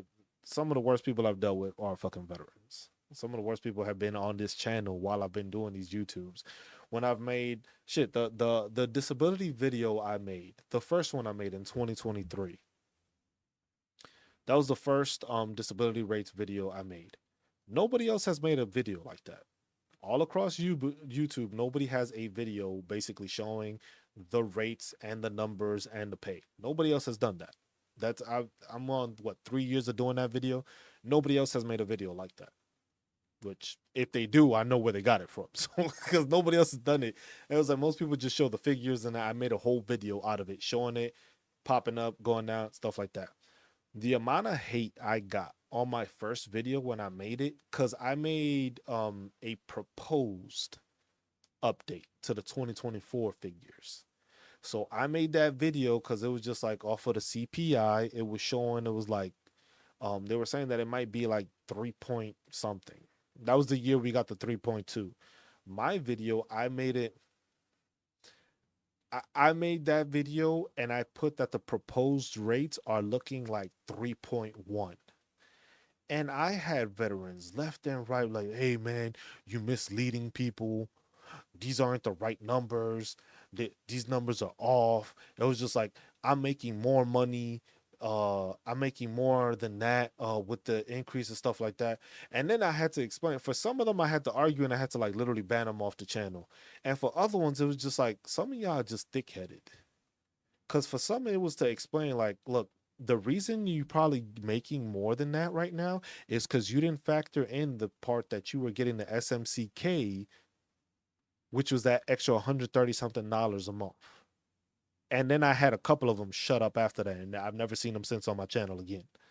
I had to explain. It was just like, yeah, that's why the figures don't look right, because you forgot the fact that you're getting an extra check from somewhere else that's not part of the disability ratings numbers. And then they stopped talking. Then I had others just like, hey man, you misleading veterans, you giving them false hopes and stuff like that. Mind you, the numbers came out and it was 3.2. So I was off by point 0.1, and they actually ended up making more than what I was proposing. But the amount of people that came towards me just like distrust, and it's just like, oh, you shouldn't be doing this, and that. And it's just like, bro, what are y'all doing? Some of y'all just gloat about getting 100%, but y'all don't assist any other veterans in getting there. Most of the people I got out, what, it's been what, two? I'm about to hit 2 years that I've been out, and I've helped like six, seven. I've helped a good amount of people that I served with that have gotten out and get to 100%. First try goes. I I didn't ask for no payment. I didn't ask for nothing. They didn't send me money. They didn't do nothing. It was just like, nah, these are the people, these are veterans, these are people I worked with and I respect and I love and I cherish for being around them. Nah, I'm gonna help them do that. And that's the same thing with any other veteran. I have no questions. It's like most of the people that come to my channel, I don't know these people. But what does it hurt me to educate you to be able to educate somebody else so that that way, if you learn something, you can pass it on to the next person and they have information that is useful and they can make resources out of it. Because there's tons of, like I said, there's tons of channels out here. There's tons of channels, but all of them is just like, I'm selling this, I'm selling that, I'm selling you this, I'm selling you that. Oh, if you need a Nexus letter, go to this person. I have my own Nexus letter person. I was like, damn, so you got all these veterans having the same doctor? That's wild. I, I think about it, I was just like, that's wild. And I was just like, some of them have some valuable resources. I've seen a couple of channels that they have like in-depth PowerPoints and stuff like that. And that's what I'm making. I'm making a PowerPoint, which probably shouldn't have said that because somebody's going to hear it and be like, oh, that's a great idea. But there's other people that have already done that. I'm just making it different. The same way I made that video of the disability rates that nobody's thought of, I'm trying to find ways that is different from other people's channels so that I can stand out but still educate people. So when I got separation pay because I got med boarded and everyone telling me why I had to pay it back, and I'm like, they told me it like it was paying it like the thing is just like and that's what people don't understand is the thing is like also with that separation pay, people don't realize that sometimes you can pay it back in a smaller percentage. For some people when they don't know that, and that also goes to the people that are being med boarded, some people don't get that shit explained to them. So it's just like you can actually talk to the VA and be like, look, I'll pay this, but y'all can take like 20% out of whatever my percentage is to start paying it down. But you still receive something, but you're not going to get the full amount to do it. And then those that don't know end up having their full disability check taken out till that lump sum is paid off. And that's different things. It's just like it's different because I have somebody that comes on to the channel. His name is Dash.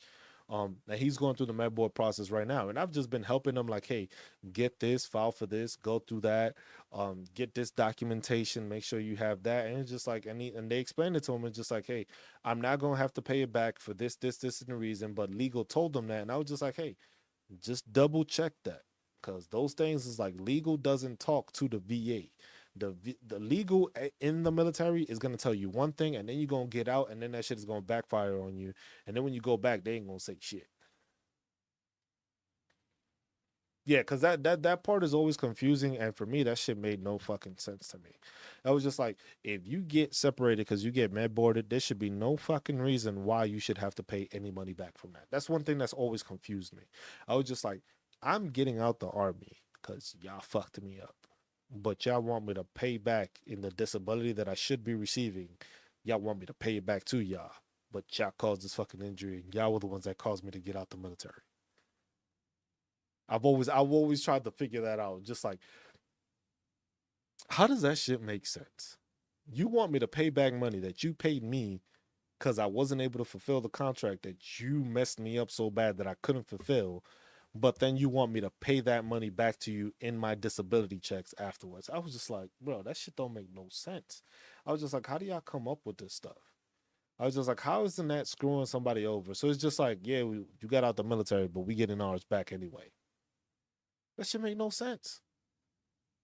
I'm still trying to figure out how the hell who came up with that idea. I need to slap that person. That person needs a good slapping because that should make no sense. But things like that, it was just like, look, if you didn't go and ask, Chris, your whole situation is you have a whole different situation you're dealing with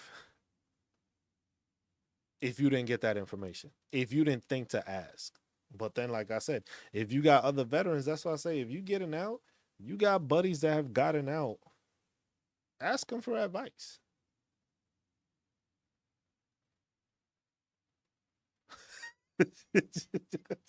Exactly. Some people, but then that's the thing that because the thing is when you get med boarded, you get that percentage for the med board percentage. Most people don't realize, like, hey, you need to make sure you're filing everything else also so that your VA number is higher. Cause yeah, if you at the 10% mark, but your back pay was like, you know what I'm saying? Like if you got like a $30,000 separation pay, and you ended up with like 20%, and you paying it back at 20% rate, you gonna be there a while. But at the same time, but then it's just like that's a big difference in somebody's life outside the military, because it's just like if you exit in the military and you get paid that 30,000. Now you got paid that 30,000, but now you're not making that tax free money. That's a big difference in that time period to pay that off. Because if you go get a job, now you that job is just what's covering you, as compared to you had that job and then you have the supplemental pay of compensation pay. So it's a very like I think something has to be written into policy. We'll see. I'll try to see what I can do. To change that, because that's something that is just like that affects veterans in a very large way. It was just like it's not their fault that they got out of the military,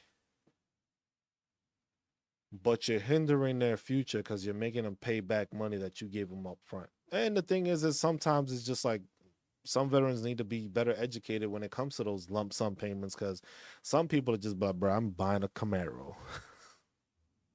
I had to go there. That's the usual thing. But it's just like most people will be like, you know what? I'm gonna take this lump sum pay and I'm gonna pay something and I'm gonna buy something, and then they come to find out just like, oh, I thought I was getting and I'm getting my VA pay. I'm straight. Then they're not getting a VA pay and they're like, oh shit. I was just like, I just put all this money on whatever, but I thought I was getting this money after because now I'm disabled, but they didn't. So that's a very big issue and a very, but that's also like what the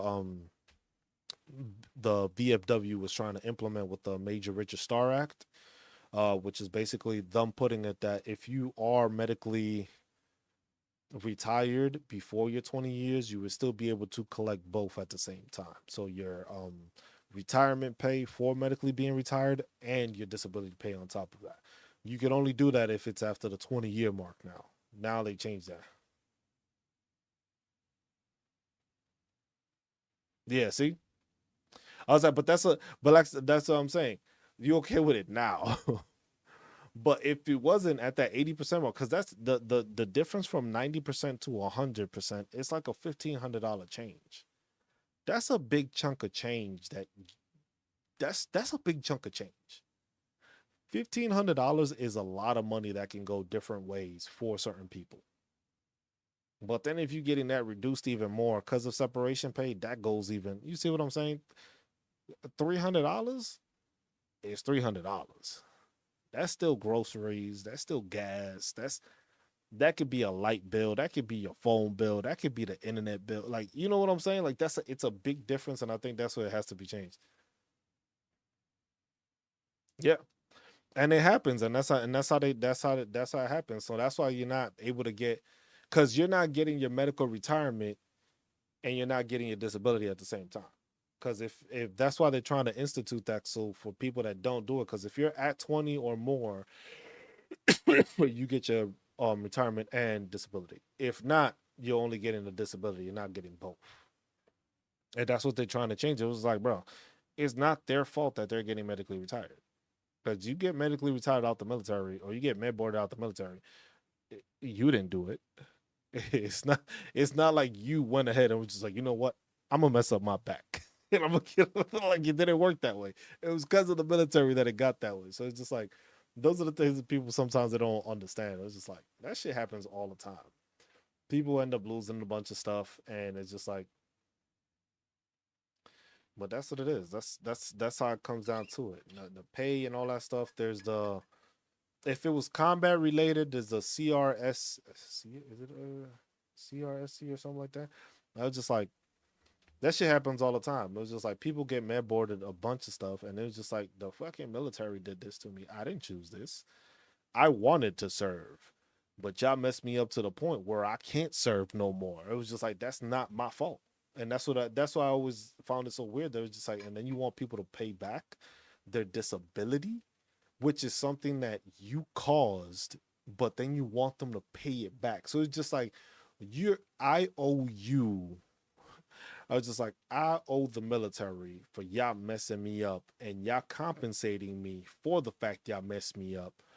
But even though y'all compensated me, y'all want to get compensated back for the time that I didn't serve, even though you were the cause for me not being able to serve.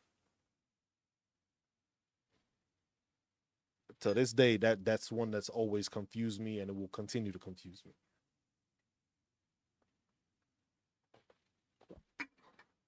But it is what it is. That's what it is. But it's just like, this is all information that's here. The the CFR is here. The 21 dash what's it called? 21-1. Let's go this way. That's the DBQs. That's this one. That's the that.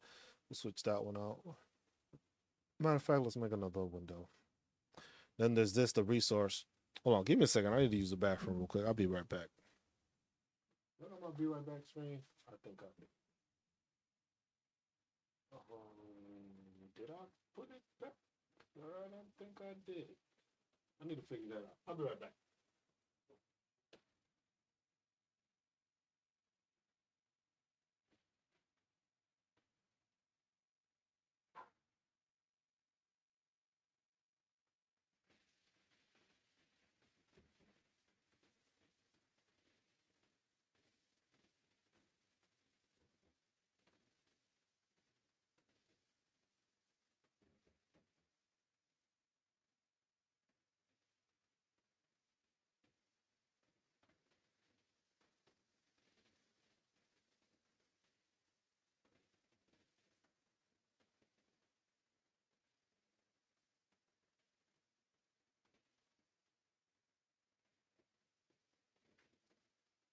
We're back.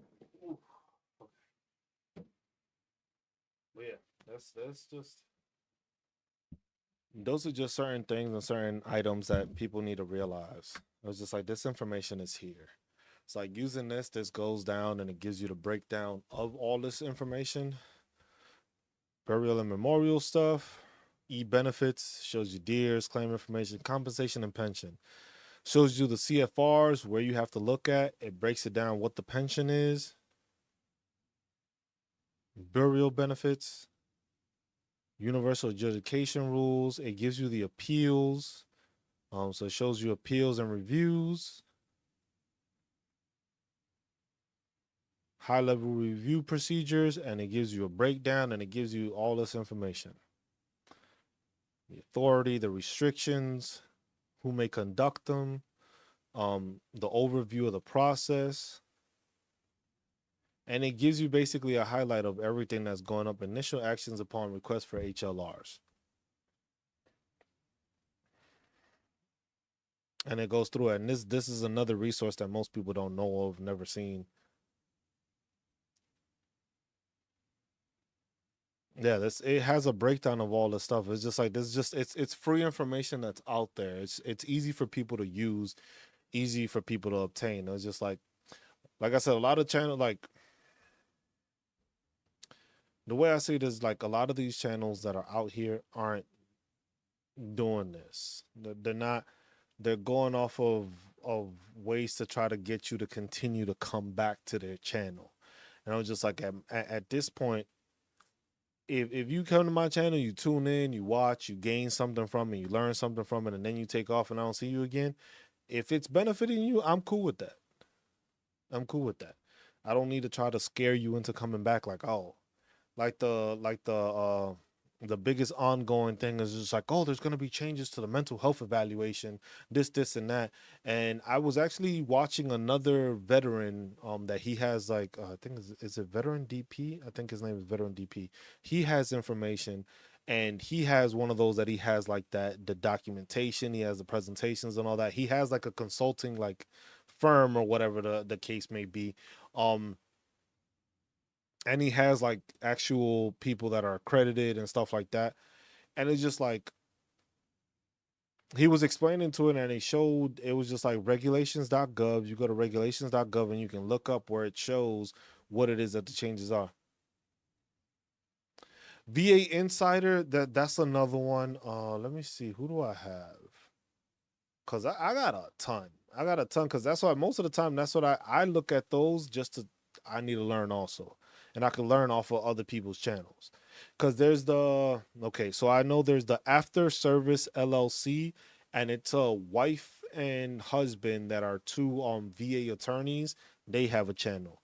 There's the Civ Div, which him I watch him sometimes, sometimes no.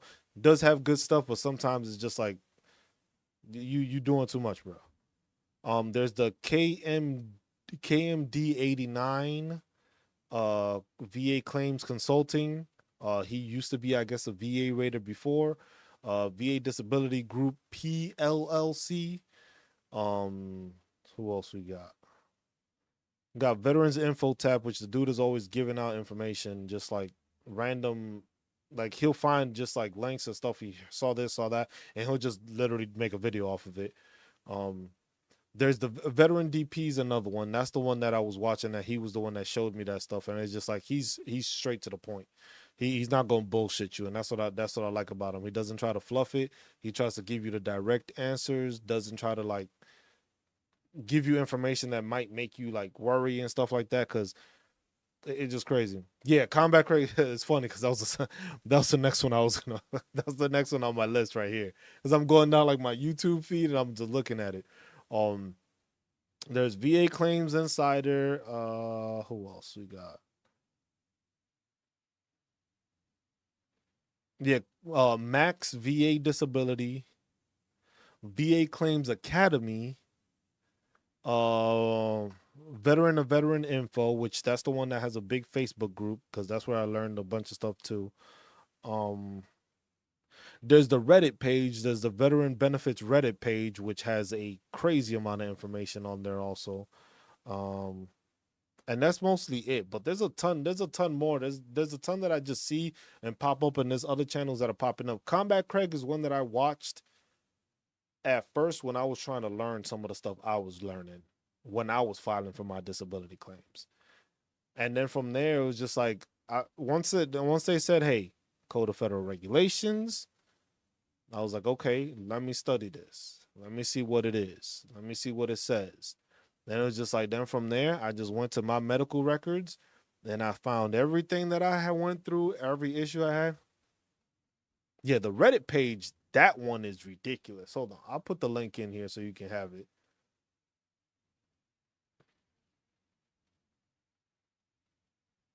Why isn't it not letting me copy? Here you go.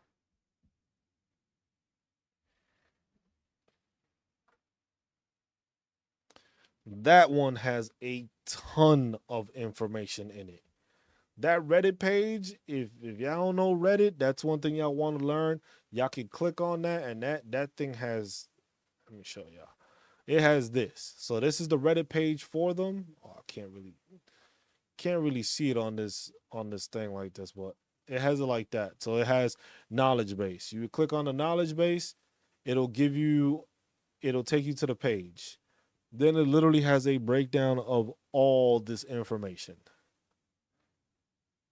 education, employment, housing, VA pension, resources, one-on-one appointments with a regional office, the M21 compensation and pension manual. That's the one I was just showing.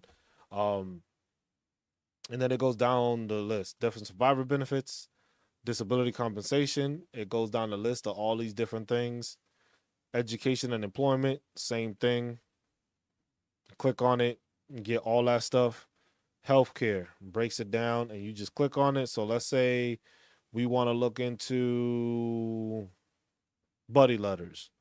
Go to buddy letters. It'll tell you who can write it, writing tips, examples, and it gives you all this information too. The one reason, and this one I would say I relied on a good amount, and I still do. I still check into it and stuff like that, just because of the fact that it has information, and then they also like to tell you when they updated it, or when it was last updated, or hey, it needs revision. So that's why that's something like I'm trying to garner all the stuff I can from all these different channels, see what they do, but make it an all encompassing thing that takes care of active duty and veterans. Because most of these channels is just, they just want to deal with veterans. I want to be able to educate people on active duty so that when they become a veteran, then my channel is still a source to them. So it's like, hey, going through it. Yeah, using a GI Bill, and it explains that on here. You go here, where's the chapter? GI Bills. And it goes down the list.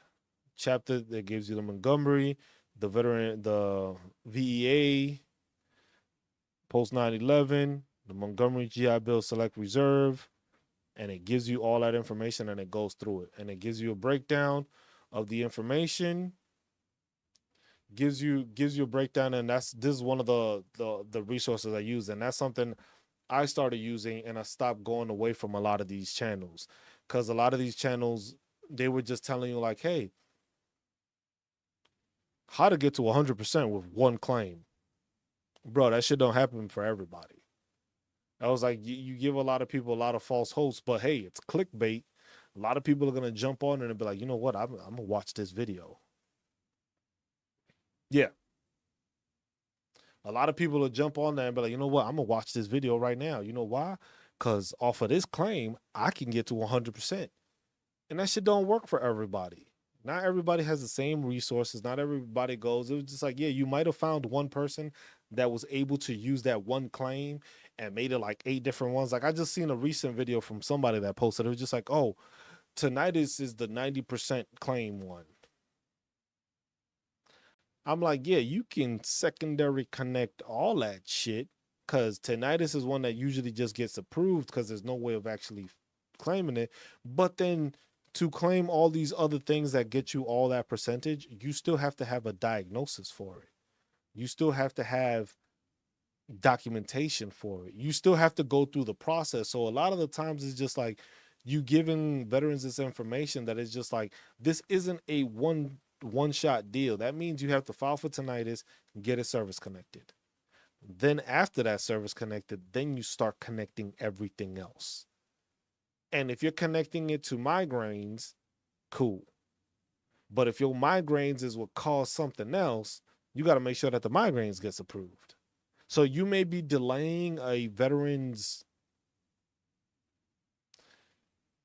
you might just be delaying everything. You could probably file for everything at the same time, but if you file for everything at the same time and that shit gets denied, if that second effect, if that migraines one gets shut down, then all the rest of them is going to get shut down, because it's going to be like, well, if we didn't connect your migraines to this cause, then everything else that's coming from the migraines isn't our problem either. And then you run to a whole different problem. Yeah, chapter 35. It's just like, well, people, that's what a lot of people do when it comes to second. So that's what people don't realize is like there's secondary causes. So you got your primaries and then you got secondary issues. So basically it's you claiming, like, let's say you have migraines and your migraines causes insomnia, which falls onto mental health, but it's still there. But migraines can then lead to sleep apnea or something. I don't know. Like all these different people make these weird connections and they'll try to find it. They'll get a diagnosis for it and they get a nexus letter saying that, oh, this caused this and that's why I'm dealing with this. That was like caused sleep apnea. Sleep apnea caused this. And then from the sleep apnea, that caused that. And then there was like people do secondaries, but they're basically using it off of the fact that it's just like, hey, I am service connected for sleep apnea. But a secondary issue that has risen because of the sleep apnea is this. I am now filing a claim for this because of the sleep apnea causing it, which is something that the military caused, but now it's getting worse because of this other thing. And then people don't realize that, and that's how a lot of people make those connections. But that's why I say that that's why it's difficult for people to get farther ahead when something gets reevaluated. Because let's say your sleep apnea gets better where you no longer need a CPAP machine. You were at 50%. Now that shit gets dropped to 30. Now everything that you connected to that sleep apnea is going to be reevaluated. Why? Because if your first condition has gotten better, that means the rest of them can't be as bad. If your main thing that's causing it's like basically saying if your sleep apnea went away, then you can't tell me your migraines are the same if your sleep apnea or these other causes are the same because of that. And that's where people need to realize that's that poking the bear part where people are scared of. If you have everything connected to connected to connected, yeah, if you get reevaluated for the main thing and you lose out on that, yeah, the rest of them is going down with it. That's poking the bear. But if you got it, like I didn't have any secondaries. All of my stuff was primary stuff. All my stuff was just service connected off the front. I had all my MRIs, all my X-rays. Yeah, and this is just like I use my CPAP. I've used my CPAP every single day for the past I don't know how many years. I got mine in 2019. And I've used that shit every single day. It's going on what, 5 years now? I got it when I was in Germany. When I got to Germany, I did the studying while I was in Hawaii. Then they gave me the sleep study information, but since I was leaving, they didn't want to give me the machine there. Got to Germany, took it to the PA, gave them the information. It was like, oh, okay, so you got sleep apnea, so we'll set you up with a machine. Got a machine from there, and I've been using it ever since. But stuff like that is hard to contribute because it's just like, hey, claiming sleep apnea is no easy feat because you still need to show that you have sleep apnea. And then sometimes people like what I've seen from a lot, because I had a couple of friends that have claimed it also. What I've seen with sleep apnea, which is happening, is that people are being given the take home version, which I was just like, what the fuck is the take home version? It's like the take home version. It was just like, yeah, they send you home and you got to make sure you connect it and all that stuff and you go to sleep with it. And then they find out off of the results if you have sleep apnea or not. I was just like, not my sleep study. My sleep study, I had to go to a place. I had to sleep there overnight. These people put every single damn sticker all over my head, my brain, my chest, a couple on my legs. They recorded the whole thing while I was sleeping. I had a nose thing. I had all that stuff. And that's how they saw it. It was just like, yeah, you got sleep apnea, bro. It was just like, that was just like, and then when I hear people just like, oh no, yeah, they just gave me a little machine. I just stick it to me and they see if I have it or not. I was like, that's wild. I'm like, that's kind of crazy. But then if like if you're betting on that sleep apnea and your shit comes out inconclusive, that shit is gonna mess your shit up. Because then if that little machine is basically saying, oh, we're not sure if you actually have sleep apnea or not, we couldn't like solidify that you have it, there goes a lot of claims. It's just like, that's why it's just like, that's why I tell people it's just like, you can't just start depending on certain things. You got to make sure you are putting everything you have together, no matter what it is.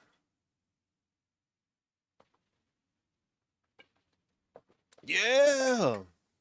And that's what I'm saying. Most people now is just like they get the little take home, put it on you, and then go to sleep, and then it'll record how you sleep or whatever, and then they send. I was like, no, these people gave me all these little stickers. They had everything there. They had like an oxygen thing that was on my nose that basically showed how my oxygen levels were and all that stuff. And I was just like, you got a take home thing?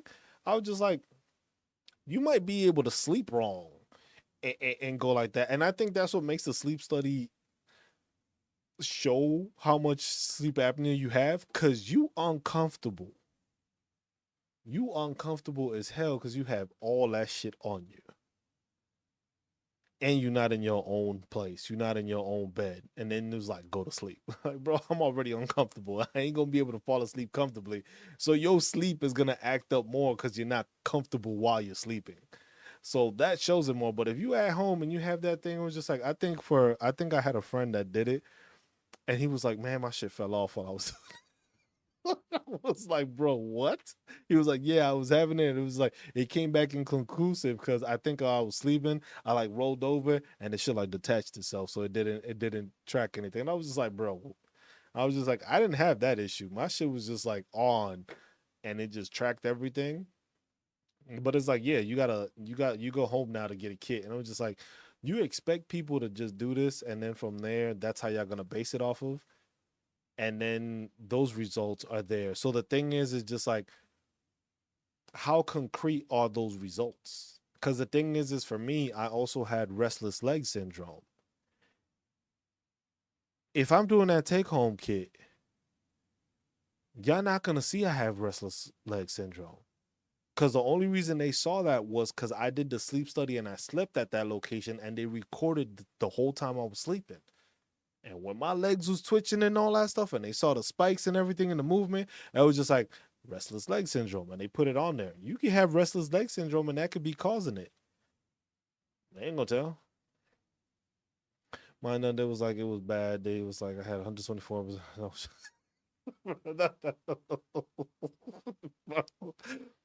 And I bet you, you know what? And I'm gonna tell you this, Christopher. I bet you when they said that shit, they said that shit with a calm and relaxed tone too. Like nothing was like it was nothing. I was just like, when I got it, I was in Germany. This dude was so nonchalant about the shit. I was like, yeah, you stop breathing this amount of times. But there's people that have it worse. And he just said it with like I was like, excuse me, what did you just say? He was like, yeah, you stop breathing this amount of times. I stopped breathing that many times per hour? They was like, yeah, that's how it is. So you have moderate. I don't have no 124. That's wild. That is crazy. But when they told me I think it was like 30 something, I think. I think it was like 30 something. So they said it was like moderate. And I was just like, the way he just explained it to me, like he was cool, professional, but the way he said it rubbed me wrong because it was like, bro, you just told me I stopped breathing like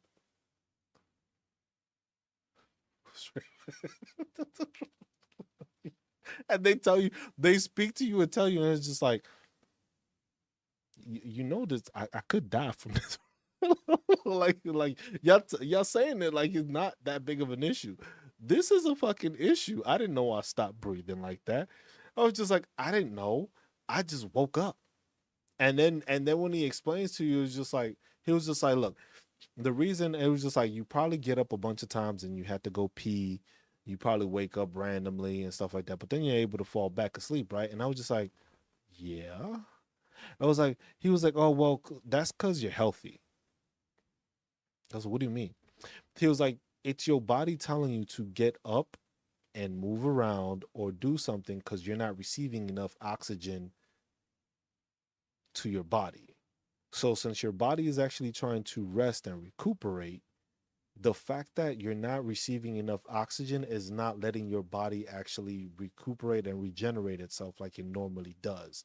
So what it does, your body wakes you up like it's probably you're choking also basically, but it's also trying to make sure you go up and just not stop breathing because it's like you're healthy enough to do so. Now he was like, if you weren't that healthy, you would probably not wake up. And I was just like, bro, that's not the best way to explain this to me. Like this is not what I want to hear. It was just like, so it's like, all right, I'm gonna start working out now. It's just like like I gotta stay healthy, make sure I don't die in the middle of sleep because of sleep apnea. But it's just like they explain it that way, but it's just like people don't understand that. So it's just like if people are gonna get a sleep study, don't do that take home shit. If you can afford it, go to the actual study where you go to sleep and they record everything and they have everything. Because these people put a ton of sensors on you when you do it at a facility. If they send you with that take home kit, it was just like, it's going to say, yeah, you have sleep issues. But it's not going to give you an in depth analysis of what issues you have while you're sleeping. Because you can just be that it just has like, you may have something wrong with your could be something with your lungs, can be a deviated septum, could be anything like that differently, but you're not going to be able to tell because the only thing they're checking is to see how many times you stop breathing, but not your oxygen levels, not if you're moving, not if you're twitching, not if you're doing anything like that. And that goes a long way because it's just like, okay, how am I supposed to know the difference? I'm asleep. I don't know what's going on. I just know y'all put this on me and it's recording, but I don't know what it's recording. So that's why it's just like it's best to go get that full in depth one if possible. But yeah, the way they explained that shit was just like, bro, you mean to tell me I die that many times? Because that's what it makes it sound like. It's just like, you stop breathing. I was just like, what do you mean by stop breathing? It was like, yeah, you stop breathing. So it's just like you pause. I was like, that's alarming. And you seem pretty calm telling me this. And it's just like, well, yours isn't that bad. And I was just like, what the I was like, okay. But then that was just like when I heard that and then he gave me that explanation, I had a bunch of buddies. And it was just like all my buddies were like, hey bro, you got sleep apnea. And they were just, what the fuck are you talking about? I was like, bro, you go through so much coffee throughout the day. You got a cup in the morning and then you got a cup in the afternoon. And they're full cups. And then you be telling me you still tired. And then I asked them the question. It was like, hey, bro, you just be waking up randomly in the middle of the night. No dreams, no nothing. You just wake up and then go back to sleep. And he's like, yeah. I was like, you probably go to pee a whole bunch of the time. Which is how the fuck you know? It's like, how the fuck you know this shit? And it was just like, that's sleep apnea, bro. That's what they explained to me. So if you dealing with that, go ask for a sleep study and do it like that. And most of them got their CPAP machines with no issue. Mm-hmm. And that's what led me to it. Cause when I went and I got it, I went to behavioral health about it because I just thought it was like insomnia. Cause I had issues with falling asleep. I was staying up. I couldn't fall asleep. But then also I had the issues where I was just waking up randomly. So their issue was, hey, we'll send you to behavioral health and we'll send you to like a sleep coach. And what they basically try to do is they try to make you do different things. Cause before they like the army will exhaust everything before they actually just get you a damn study. So the army, or at least for the army, it was probably in other branches too. It was like we're gonna make you go through physical therapy before we actually give you the X-ray to find out if what that issue is what we're giving you the physical therapy for. I'm like, bro, if you would have just gave me the X-ray or the MRI, you would have seen what's wrong with me. Then you would have been able to give me the physical therapy. You're just going off of what I'm telling you. We could have saved a whole bunch of fucking time. Um, but yeah, I went. I spoke to the behavioral health, like it was like a sleep coach and stuff. They were like, "Oh, get an app, wake up early." I was always drinking energy drinks at work. Yeah, I was just like, that's how it was. I was just like, I'm not a big fan of energy drinks, but it was just like when I took them, I was drinking. I started drinking them a lot, and I'm like, this shit can't be healthy. It's like I'm drinking these shits daily. I was like, daily, multiple times, and I was just like, nah, this ain't good. And then it was just like I couldn't sleep. woke up and stuff. I explained that they went through all these different apps you could try, all these different like things to help, and I was like, look, none of this shit is working. And I was just like, but y'all not gonna put me on no sleeping meds. She's like, you know what we're gonna do? We're gonna send you just so you have these issues, we're gonna send you to a sleep study and see what the sleep study finds. And from there, came back, you got sleep apnea. It's like, okay. They didn't explain shit to me. Yeah, the big ones, the fucking tall ones, the ones that have the cap. The fucking monsters that have the cap.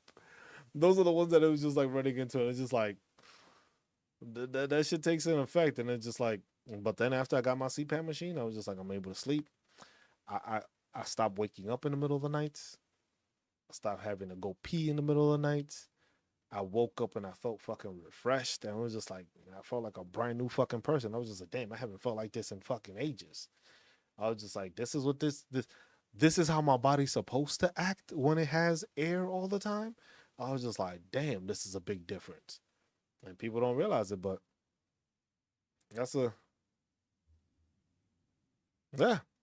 And that's the thing. It's a big effect. And the thing is so many people in the military deal with that. So many people deal with sleep apnea. They just don't know. It's just like, bro, I'm tired all the time. They just think it's because they tired all the time. They just think it's work related or whatever the case may be. It's just like that's what they think. They just think it's the issue of just like, man, I'm tired because I'm just tired. That's it. It was just like we've had long days. We do all this shit. I'm just tired because I'm tired. I was just like I sleep. I was like you sleep for fucking 12 hours, and it feels like you slept for two. And then the times that you decided to sleep for 4 hours, that gave you more rest. And I'm like this shit don't make no sense. But then it's just the fact that it's just like you felt better because of the fact that you didn't sleep as long, so you didn't have the instances of stopping breathing as many times. And then when you slept those long periods of time, your breathing was stopping, so it wasn't enough time for you to actually get into that deep sleep and actually relax your body and let it recuperate. And when they explain that shit, it makes so much sense. But it's just like, ain't nobody think about that. Nobody thinks that's the issue they're dealing with when they're in the military. They just think they another monster it is. I'm gonna crack another one of these open. And that's the mentality that we get into. It's just like that's what we keep on doing. Yeah. And that's because your body didn't go into the full sleep. And that's why I was just like, that's what I said. It was just like 4 hours, you're good to go because your body doesn't go into that deep, deep sleep. Anything more than that, you went into that deep, deep sleep. And since you couldn't go into that deep, deep sleep without having the proper oxygen levels, that's why your body didn't recuperate. And now you still tired of shit. I was just like, that makes sense. But then in 4 hours, you don't go into that deep, deep sleep, and you end up in that position where you still tired, but it doesn't go anywhere for you. So it's just like that's what it's just like. But that's information that it was just like it was useful to pass on to my buddies that they got out and they all got their CPAP machines and they got their 50% rating for it because of that, because they decided to get it checked beforehand. But that's something that is just like, and that was because I realized that because I like when I decided to get out, I was getting out a year prior. I already knew I was getting out.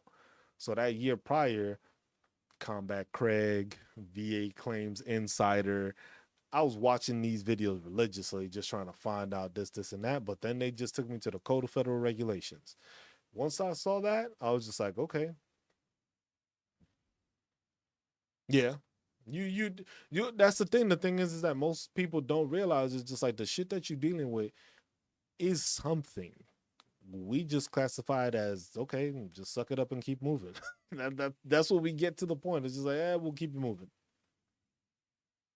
And that's why I tell people it's just like if you filing, you have to go through your medical records line by line, find everything and anything you have a diagnosis with, or you got seen for, and anything like that. File a fucking claim for it. It was just like, and that's what people don't realize is like people sometimes is just like, oh, it doesn't bother me right now as much and stuff like that. People forget that It doesn't have to bother you at that point. If you're not trying to get crazy ratings or anything like that, just having it service connected is the issue. If you have something service connected, that means that you can later file for increases. The objective to any claim is to get it service connected. Because once it's service connected, from there you can file increases to any of those with no problem. Why? Because you've already proven that it's caused by the military. Now what you're gonna be showing is that it has gotten worse. So the issue started in the military, but it's gotten worse. As long as it's service connected, then the filing for increases just keeps on expanding. File for increase here, file for increase here. Like I was showing with the CFR. These are all different items. Mental health. If your mental health was at maybe 10%. Oh no, yeah, you always have to go to sick call. That's why I always try to tell active duty if whenever they tune in. I've had a couple. It's just like if you getting out of anything, even if you're not getting out, as soon as you get in, start getting your documentation, start filing the stuff, start putting away any of your medical profiles because the profiles expire and they leave your system. You have to keep a copy of that. The same way, just like the I Love Me book, you need the I Hurt Me book. You need both those books. Keep both of them. I Love Me book is all your awards, certifications, all that stuff. The I Hurt Me book is any sick call slip, any copy of any time that you've gotten and went to the doctor, got put on a profile, no walking profile, no push-up profile, a dead man profile. All those profiles, you got to file them shits away in your I Hurt Me book. So that when it comes time to file your disability claims, you upload every single one of them shits. But you break them down into the right category. So if it was a back issue and you had profiles for it, you submit every single profile you had for your back issue. That way you now have a secondary document showing that, yeah, you were getting seen for this, but then you also had all these profiles showing that you were injured at that time. Now, for some, it's just like the battle is not, it's not, it's not having that documentation. So the battle for a lot of people is not having it because they didn't go to sick call. They didn't get it notated. They didn't go to the doctor. The thing is that you have a way of showing it. Oh no, they never do. But at the same time, that dead man profile is only going to last till that profile expires. Once that profile expires, that shit disappears. And that's one thing I realized when the system changed with the profiles. Because before, when I first got in, that was in what, 12? Yeah, in 12. Yeah, I did. Damn. In 12, the system for profiles, you can go into your records and you can see all your old profiles. And then I don't know what happened. They made a change or something happened that all of a sudden the only profile that you can see was the one you were currently on. Once I saw that, I started making copies of all my shit. Every time I had a profile, I put it in my Hurt Me book. It was still in my I Love Me book, but it was just like the back end of it. Shit, I still got a bunch of those profiles. I still got a bunch of those profiles sitting in my I Love Me book. I don't need them shits no more, but them shits are still there. But it's just like all that documentation is necessary. When you out of the service for a while, any documentation you can get. But the thing is getting it service connected because everything down the road is like I said. Sometimes this battle to get 100%. It's a couple years battle. This isn't for everybody. It's not going to happen in a year.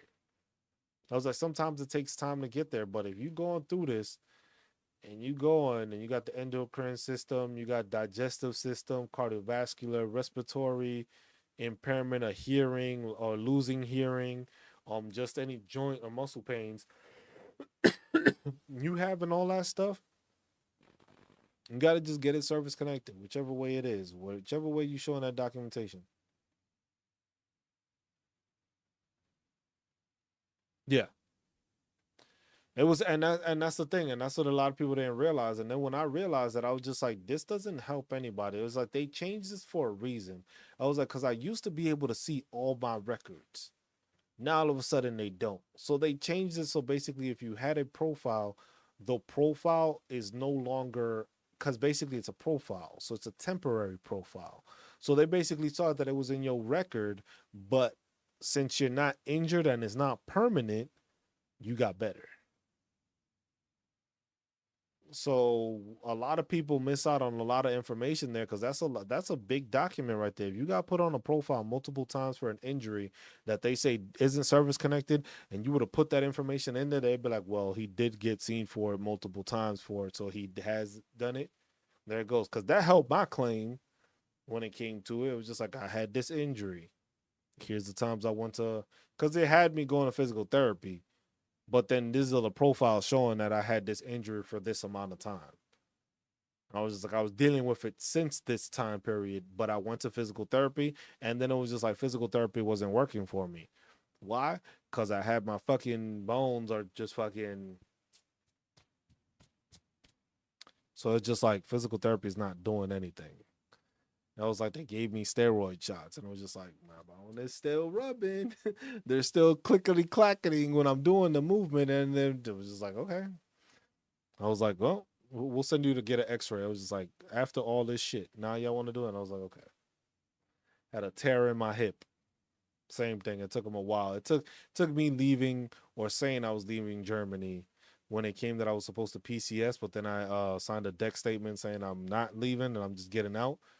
Then all of a sudden it was just, oh, we could give you an MRI. I was like, bro, I was here for 3.5 fucking years, and y'all didn't decide MRI would have been useful at the beginning of it when I saw y'all from the same issue I had when I got here. But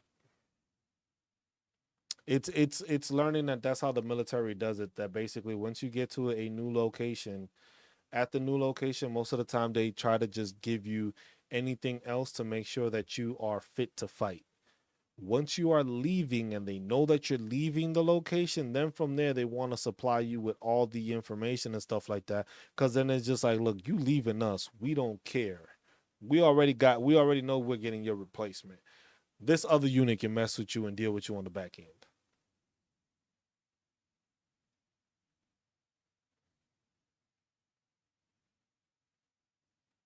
Yeah. But that's the thing. It's just like the military always tried to do that. It was just like you would kick out a person that had temporary profiles but couldn't get it into a permanent. But then the person that was a shitbag, straight up shitbag, stayed in. It's just like, bro, come on. But that happens all over the place. That I think is something that happens in all the branches. So it's not something like it's new, but they're just like, but that's the stuff that people need to realize. Those little documents, any document you can think of goes a long way. A long way. Any of those documents that you have, anything that contributes to it. Like I said, that statement for you assisting in your own claim is one of the biggest documents you can use. Why? Because it paints the picture for these VA raiders. Like I said, if you are a older generation, like Vietnam War generation or Korean War or Gulf War, even then, technology is not the same as it was now. So the stuff you were dealing with then is not the same as it is now. Most of these VA raiders that you have are 20 something, maybe early 30s, maybe late 30s. And it was just like, technology is not the same. It's like if you have somebody that's in like their early 20s doing your VA rating, these people don't know what a fucking payphone is. And like I said, the consultation I had today with that vet, I explained that to her. These people don't know what a payphone is. They probably don't know. You could put a payphone in front of them, they wouldn't know how to operate the shit. They didn't know that you had to actually put coins into the shit. Or you can call collect through it, but then you left a message on the thing when they were calling, and then you hung up, so you didn't have to pay. Nice trick. Um, but they don't know about that stuff. It was just like those little instances. That's where you have to make sure that you are writing a statement for your claim, because there's vital information that you can provide to show perspective that a VA raider may not know. The Vietnam eras, you ain't have no cell phones. There was no, oh, I got this problem. There was no WebMD where you could just look up all the shit and be like, damn, I'm gonna die. Because you know WebMD be exaggerating the shit out of you. WebMD will make it seem like you're about to die tomorrow with all the damn things that pop up on that thing. It was just like they didn't have that instance back in the day. So it's just like, yeah, I didn't get diagnosis or I didn't get stuff seen because I didn't know. I didn't know what this could have been. I didn't know what it was. It was just like my knee hurt, my knee hurt. Took some Motrin and some ibuprofen and I kept on running. And that mentality was different. That happens in the military. So it's just like those different things go a long way because it's just like it happens. People don't know about it. People don't care about it, but those things happen. But you need to have the documentation to show that it happened. And if you don't, you run into that problem where it's hard to prove that it happened in the military. But your claims are your statements and buddy statements are very strong assistance to your claim because it can help paint a picture to a VA rater that might be that isn't aware of those capabilities or the changes or the things that they went through in those older generations compared to the new generations because they know what the newer generation gets, but then at the same time they go off of the guidelines provided on them. They go through the compensation and pension manual, the M21. That's what they go through. They see what's in there. If it coincides with that, then it's like, oh, okay, I can see that. But if not, if you're trying to paint a picture and you assuming that they just know what it is you're talking about, you shooting yourself in the foot because you're not explaining what you need to explain and you're not seeing they're not going to see what it is you're trying to portray if you just thinking it as, oh, they already know what I'm talking about. They don't know what you're talking about. And that's the mentality you have to take it at. They have no idea what the hell I'm talking about. I was like, this is the idea I got. This is what I plan to do. But nah, they have no idea what the hell is going on. I was just like, this is completely wrong. This is like, no. And that's what it is. And that's what people need to realize that. And it's just like that goes a very long way when it comes to dealing with these issues. It's like you don't know it, you don't see it. It's hard to acknowledge it if you never thought of that thought process of doing it. So that's always one thing with veterans. Let's make sure that we are thinking outside the box when it comes to filing for disability claims. Think outside the box. Think of different instances, different scenarios, different experiences that might have led to that injury. Because everybody, if you injured yourself, you know when you injured yourself. Or you have a thought process of when you injured yourself or how it happened. Put that into the statement. Put that into the statement like, hey, it was this time, this day, we were on this mission, we were in this training environment and stuff like that, and this is what happened. We was in a vehicle, we were doing I don't know, whatever the hell you were doing. It was just like we had to move fast. I ended up tripping on uneven ground. That caused me to roll down it. Like, whatever the case may be, you put in that into a statement. And then if you have a buddy that contributes to it and it was just like, yeah, I was there on this mission, on this time. I knew this person. I've known them since this time. And you explain that, you have your documentation. The thing is most people don't think about it. And most people just think it's just like, hey, I just need to file my claim. If you just file your claim and don't have anything to support it, you're going to be in it for the long haul. And it's not going to be a good outcome because it's going to be denied a bunch of the time because you didn't do your due diligence. I was just like, make sure that you are doing your. Yeah, you have to. You have to write everything down. Everything that you have any issues with, anything you deal with, you have to put it all down. Write all of that shit down. You're not going to remember most of the shit unless you start writing it down. You have to make those instances and those references to make it. I was just like, oh shit, I just thought about this. Write it down in a notebook. And then you could be going through another thing or something happens that it just sparks your memory. I was like, oh damn, I do remember when that shit happened. Write that shit down. Because for PTSD, you gotta people fail to realize that sometimes with PTSD, it's not only shit that happened to you, it's stuff that you could have witnessed, could have been around. Um, Seeing somebody pass in front of you because of a military training injury or failure or something went wrong or something, and you witness that, that's traumatizing. But most people don't think about it because it's just like, yeah, I remember seeing that, but that's not a that could be something that you don't realize, but that's something that helps your claim also. That's something that gives that visual, like that's a traumatic thing to see. But for some people, it's just like, well, the shit happened, I was there, and then went to PT the next morning type shit. So, but all right, y'all. It's 1:40 for me. Um, we gonna call it a night. Um, yeah, that's another thing. Most people don't realize is like you have to talk about those things that you don't like. Like I said, when you're telling the CMP examiners or you're talking to people, even though you are doing well or you are feeling well, make sure you are telling them when you're at the worst. Excuse me.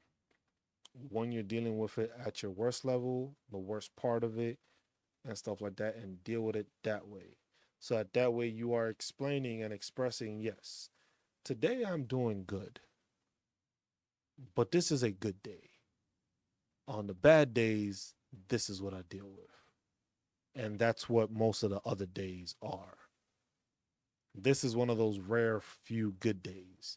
But on the bad days, I deal with it this way. This is what I go through. This is the experience. And write that down so you can make sure that you say that. There's nothing wrong with being prepared while going on a CMP exam. You're going and you're giving your information and your documentation, and that's how you help you. But it changes and it varies from person to person, stories to stories. Everything is different and it changes. So, but that's something people need to keep in mind when that happens. That when you're explaining these things, that's something that you need to. It's something that you need to realize when it comes down to it. That not everybody goes through the same experience. Not everybody files disability claims the same way.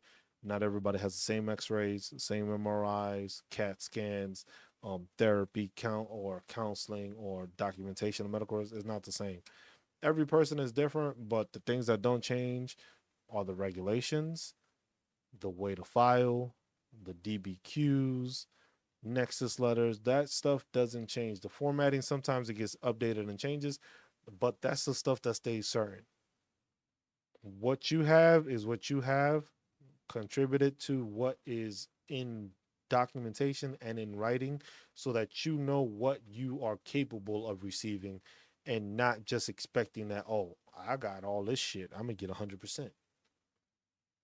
Because what you might file for don't even get you close to 100%. It'll give you a percentage, but what those ratings are for that specific, those specific things may not be high enough to get you to 100%. So that's something that you got to evaluate, check the Code of Federal Regulation, and do that. I appreciate that, Chris. Like I said, we do this. The pop-up streams, this was one of those random pop-ups. I didn't have it in notification or anything. I just like popped up and started streaming. So, because I was working on a couple of things, but answering questions and talking to vets, that's the easy thing. Showing them where the right information is the easiest thing. And we continue to do this. Next stream is on Sunday, 12 noon Central Time. That's what we always do it every Sunday, 12 noon. Um, that one is probably not going to be, it's not going to be that long of a session because I got some stuff I got to take care of also. Appreciate you, Christopher. But yeah, every Sunday, 12 noon, we do our workshops. Uh, I've already announced it on a couple of other sessions before. We are working on videos that to basically produce all this stuff so that we start the new year with all this documentation and all this stuff now. Basically, we'll make recap videos is one of the things we'll do. We're working on our newsletter. We're working on basically a PowerPoint presentation also. Those are all the things that are in the works. We'll continue to do these. These are the things that are set in stone right now. We also have a little quiz that we're developing for veterans. And if you haven't noticed, I'm posting questions on my page on the community post so that veterans start learning this stuff. So it's questions pertaining to anything to do with veterans, whether it's entitlements, benefits, and stuff like that. Um, I appreciate that, Christopher. And those are the little things. Like I said, we're gonna do things a bit differently than these other channels. It is more based on a education factor, not a get you to 100% factor. This is more a you gonna do the heavy lifting. I'm gonna show you where the weights are. I'm gonna show you the exercises, but you the one that's gonna lift them. So that it's it's it's dependent on how hard you want to work and how hard you want to be successful and want to achieve. That's what you get to. But I'm gonna lead you and show you the way you need to do it, and that's all. That's all I can do. But appreciate everybody that tuned in, everybody that stopped by, comments, questions, anything. I appreciate it as always. It's always good to learn from you guys, and always I'm glad that people can learn from me. But as always, take care of one another, look out for one another, be good to one another, love one another, and stay marvelous while doing it. I'm just Cruz. This is the Veteran Awareness Project. Signing out for tonight. See y'all on Sunday. Y'all have a good rest of y'all weekend. Enjoy. Peace.